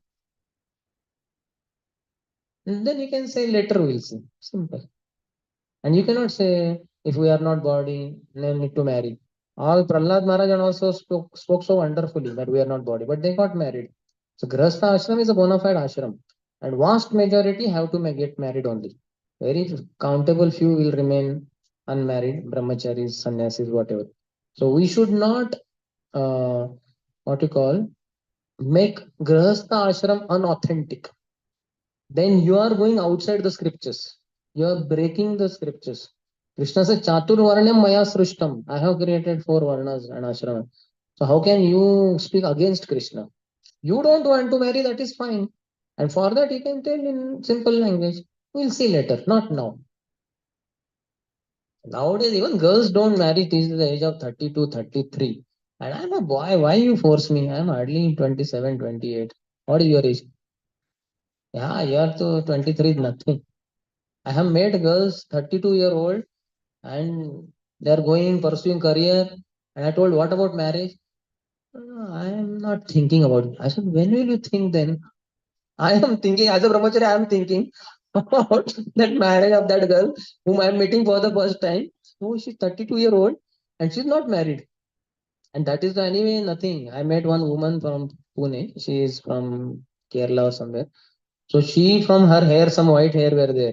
I can easily, and skin is not very smooth. So I can easily understand she is 45 plus from her skin and all. I did not ask her. So she's a working woman. And I asked, so you stay in Pune with your family? She said, family? I said, means husband, children. So I'm not married. Oh, shocked. You're not married? And she was shocked, seeing me shocked. She said, why are you so shocked? I said, I have never met any woman who is not married. She was shocked. Really? I said, yeah. So she gave me shocks. I gave her shocks. In the plane, she was sitting next to me. Like that. So women till 30, 32, they don't marry. You can give that excuse. I have my career. I want to pursue career. I want to earn a lot of money. Marriage, I will see later. Like that. And tomorrow, after you become brahmachari, they'll say, what nonsense you said, I will marry later. I say, yeah, I got married. You got married, you became brahmachari. Yeah, I got married to Krishna. That means you are a gay? No. Krishna is the male, I am female. This is not a gay culture. And Krishna is having a record of 16,108 duly married wives and millions of gopis, whom also he married eventually. So I have added one more. For Krishna is not a problem. So as I promised you, marriage later. So marriage is done. Any other?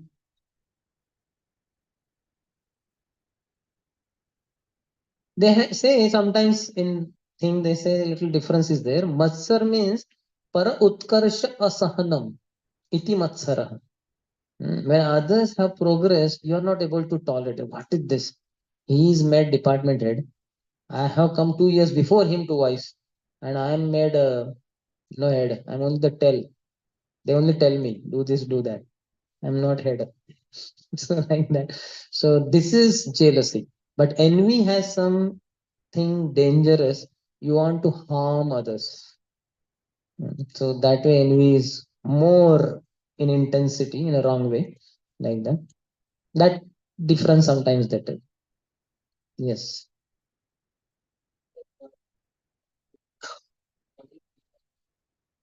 Polly? Hmm.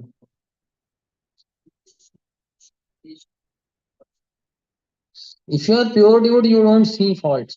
Vishwam Purna Sukhayate Vidhi Mahendra Dishcha Kitayate. Yat Karunya Kataksh Vaibhavatam Tam Gauram Stumaha.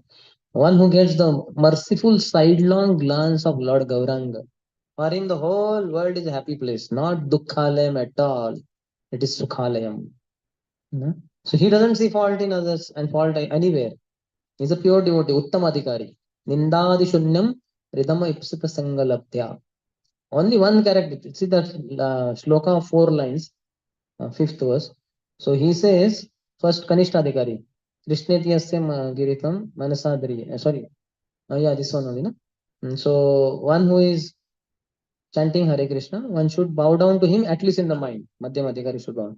One who is duly initiated, Brahman Diksha, he should be paid physical obeisances by another Madhyam Adhikari.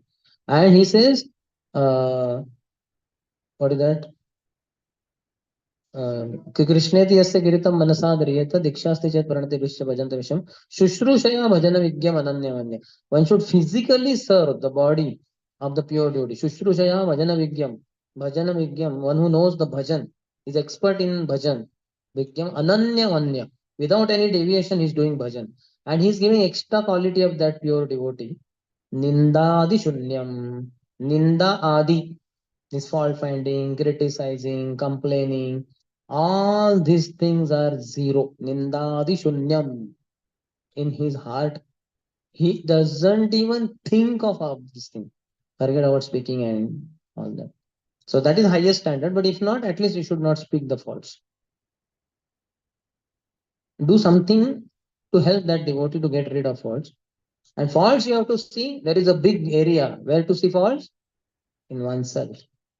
Make a list, my faults, and see how all the pages of the world will be falling short of. All the ink will get over and all the pens will break, but your faults will never end. So that enough scope is there that you can do. Take pleasure in finding faults in yourself.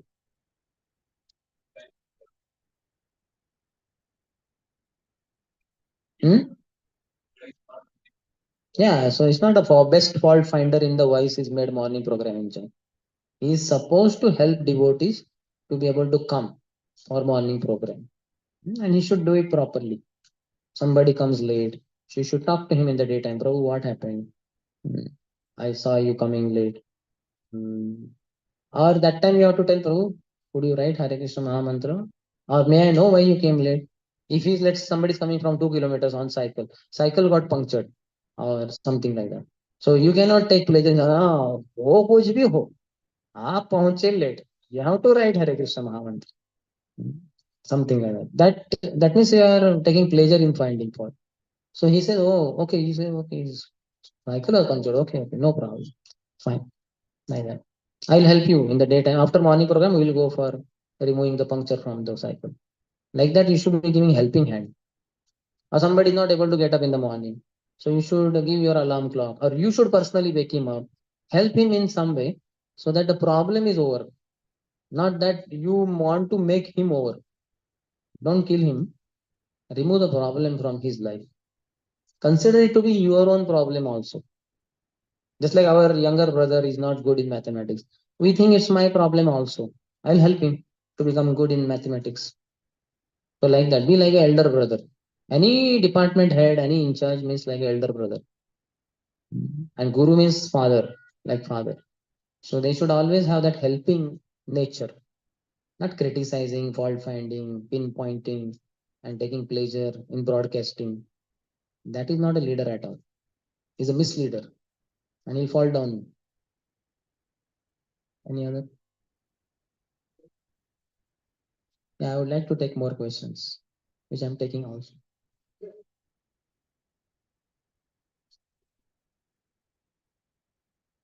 Happy mode? Hmm.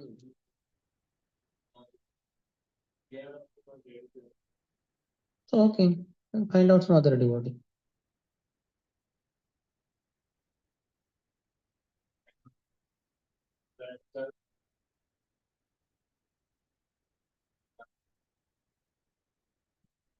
Okay, inform his counselor or your counselor, one of the two, to help him.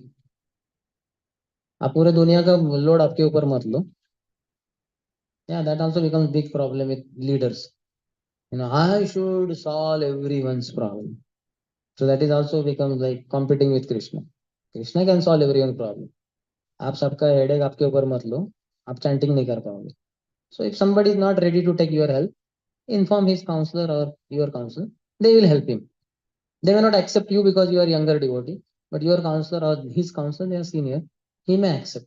If he doesn't accept them also, then we don't have to worry so much. So learn to be that side also.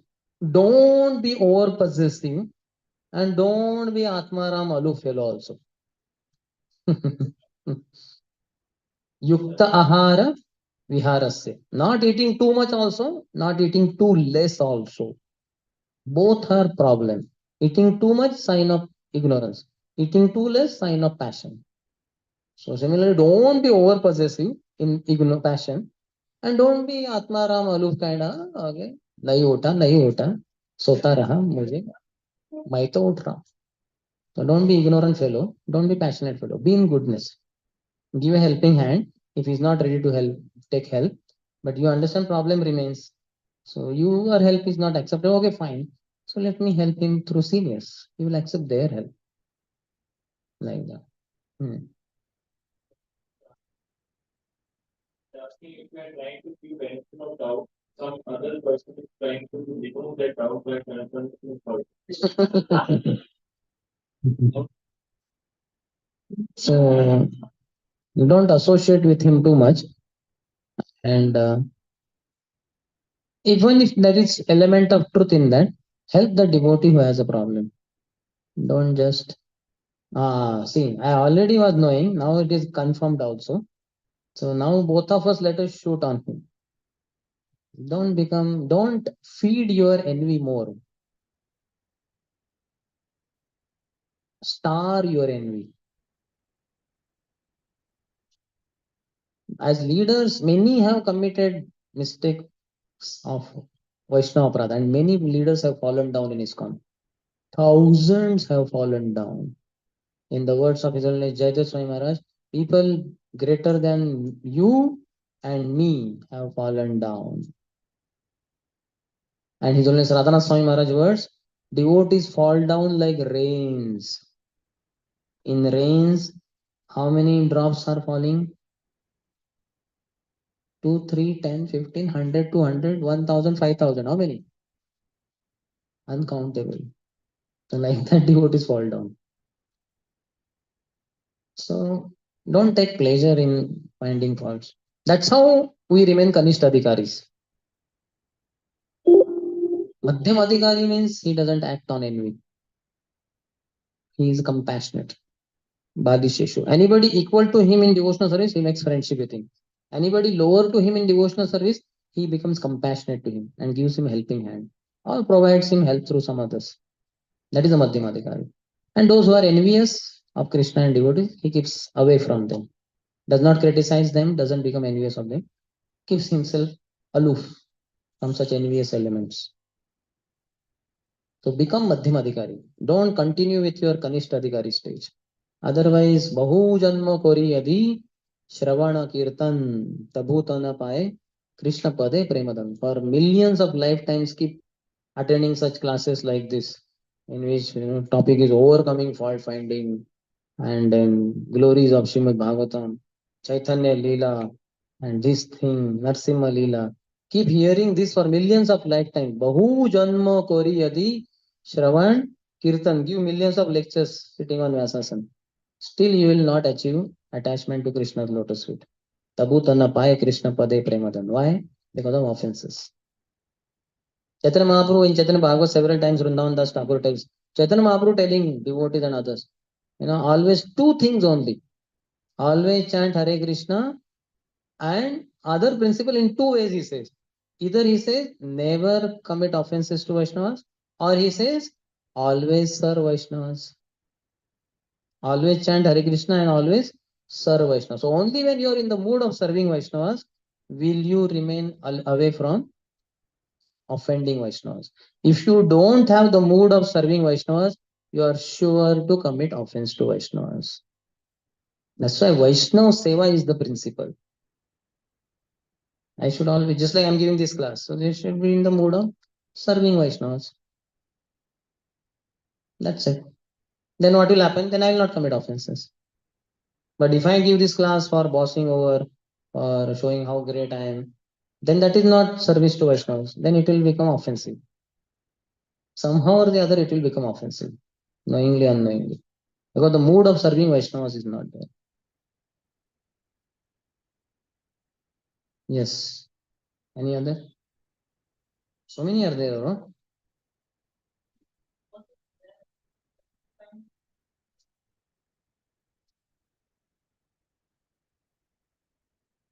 Hmm? Office?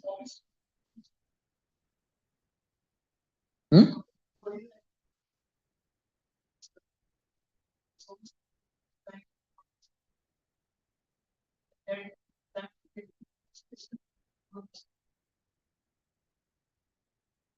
So being the word of goodness. Sir Vaishnavas for that. Hmm? Give up office. Prabhupada said our Bombay is my office. So you can join ISKCON Bombay. For that matter, now Bangalore also can be his office. Join ISKCON Bangalore. SJM. Now we are, I think, opening Sarjapur Road Temple also. The third floor. We are renting third floor. Join that office. Unlimited employment with no salary. No headache of salary. Full meal. Everything. That's what I joined. Office. And this office meeting does not help me to commit any offense. It helps me to serve Vaishnavas more and more. Now I have opened branches all over India. I visit every. Although from head office of Pune, I go to all the other branches: Bangalore, Hyderabad, Chennai, Warangal, Kanpur.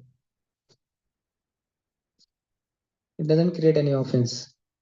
No passion, no ignorance. More goodness, more sattva, Shuddha sattva. So give up that office, join. I am self-appointed recruiting officer for ISKCON India. Currently limited to India only.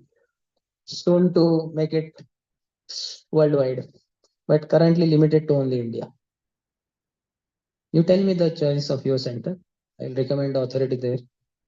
Personally give recommendation later. Any other question? Even if better also going to benefit of No, that is not the way. Better cultivate the mood of a servant. What's the problem being in management? If you're in the mood of servant, you don't envy others, you don't criticize others. You try to help others. Even if you are not in management, you'll say, "No, all managers are always fault finders." Without being in management, you will have highly mismanaged life.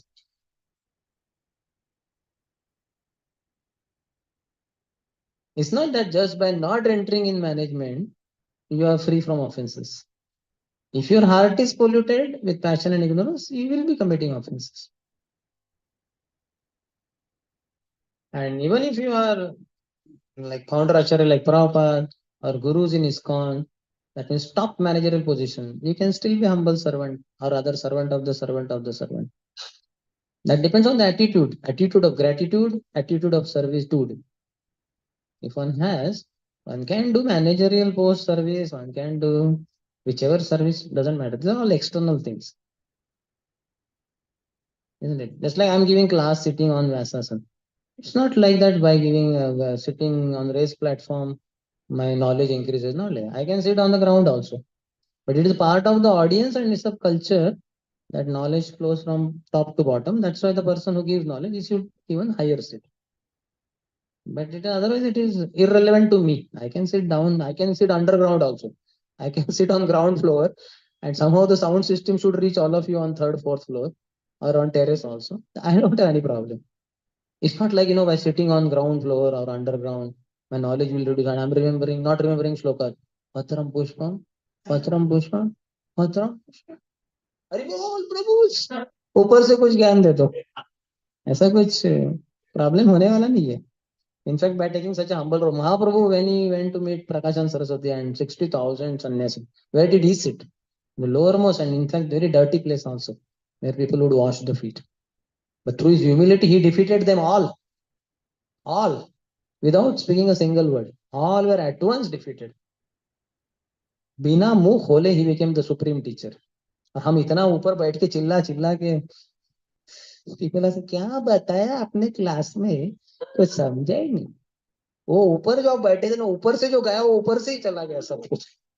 मेरे अंदर कोई मैं इतना नीचे था मेरे कुछ घुसा ही नहीं अंदर. धन्यवाद प्रभु. Thank you told at the end बीच में बताते तो मैं लेक्चर में ही हाफ डाउन ऊपर से गिर जाता था. Okay.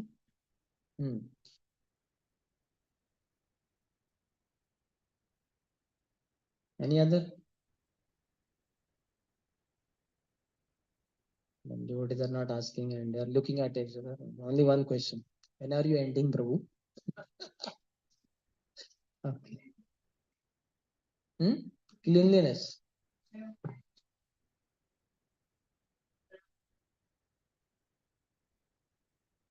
रखने के बाद एटलीस्ट पहले करना होता है, यूज करने के पहले. After you keep it you don't have to, क्योंकि बाद में हम पूरा वो पॉट सब वॉश ही करने वाले और उसको इस्तेमाल करने वाले नहीं है.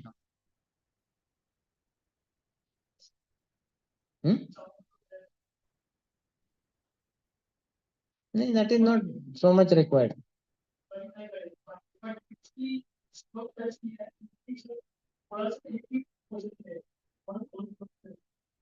That is the glory of Ganga. In fact, we have another way. If Ganges water is not there, we touch like this and we say Gange cha Yamune chaiva Saraswati Narmada Godavari Kaveri Sindhu. सभी पवित्र नदियों को हम उस जलपात्र में बुलाते हैं तो वो शुद्ध जल हो जाता है. एक भी नदी आ गई, गंगा जल का एक ड्रॉप डाला उसमें तो पूरा जो कंटेनर है वो सब गंगा बन गया, गंगा वाटर बन गया. I want to speak if you say Gange च यमुने च, तो सभी पवित्र नदी आ गई तो वो प्योर हो गया एकदम. उसका एक ड्रॉप भी डालेंगे तो done. That is the potency of spiritual items. Bhaktinath Thakur has written whole song only शुद्ध भकत चरण रेणु. उसमें तुलसी, गंगा, व्हाट एल्स, मृदंग, चरणामृत, Ekadashi, so many things he is glorifying.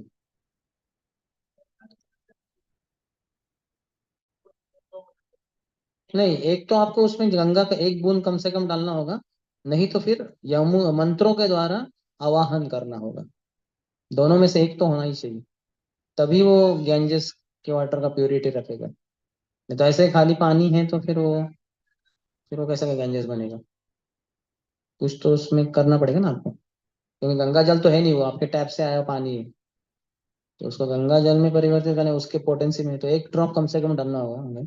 और एल्स थ्रू मंत्र chanting, invoking Ganges and all other rivers, then it can be. Any other?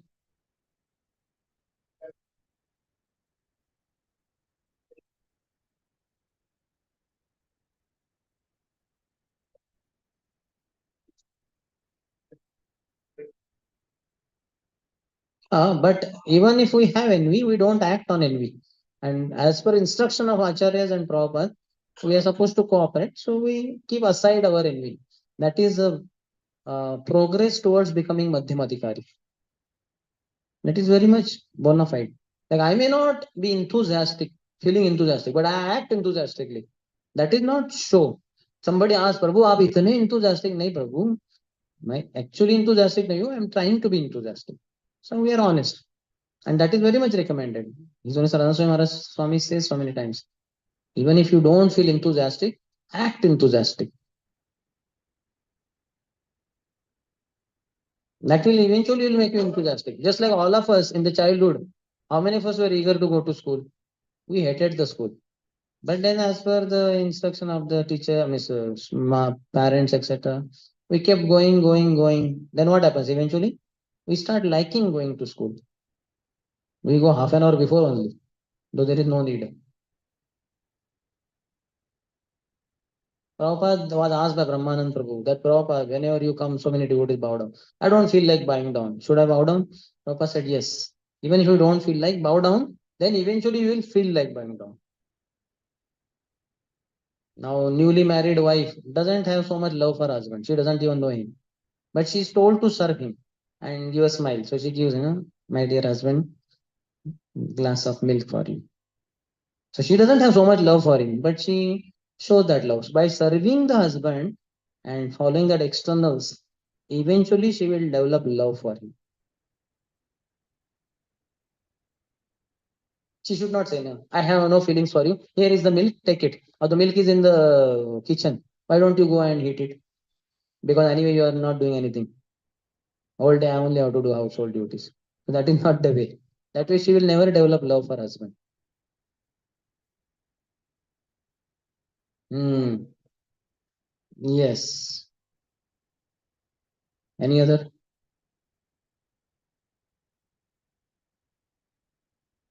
No other.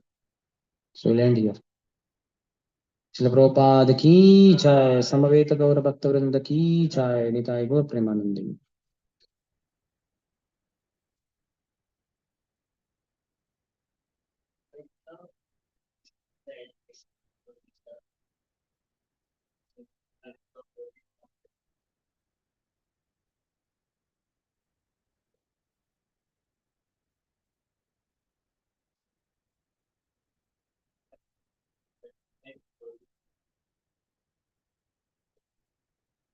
Took out from where? The busy schedule has the class, has the busyness.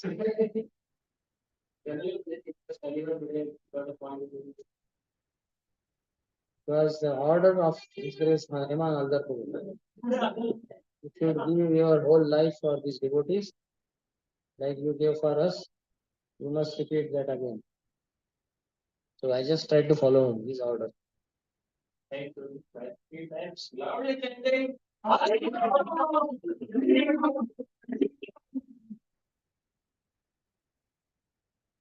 hope I have not delayed anyone's dinner.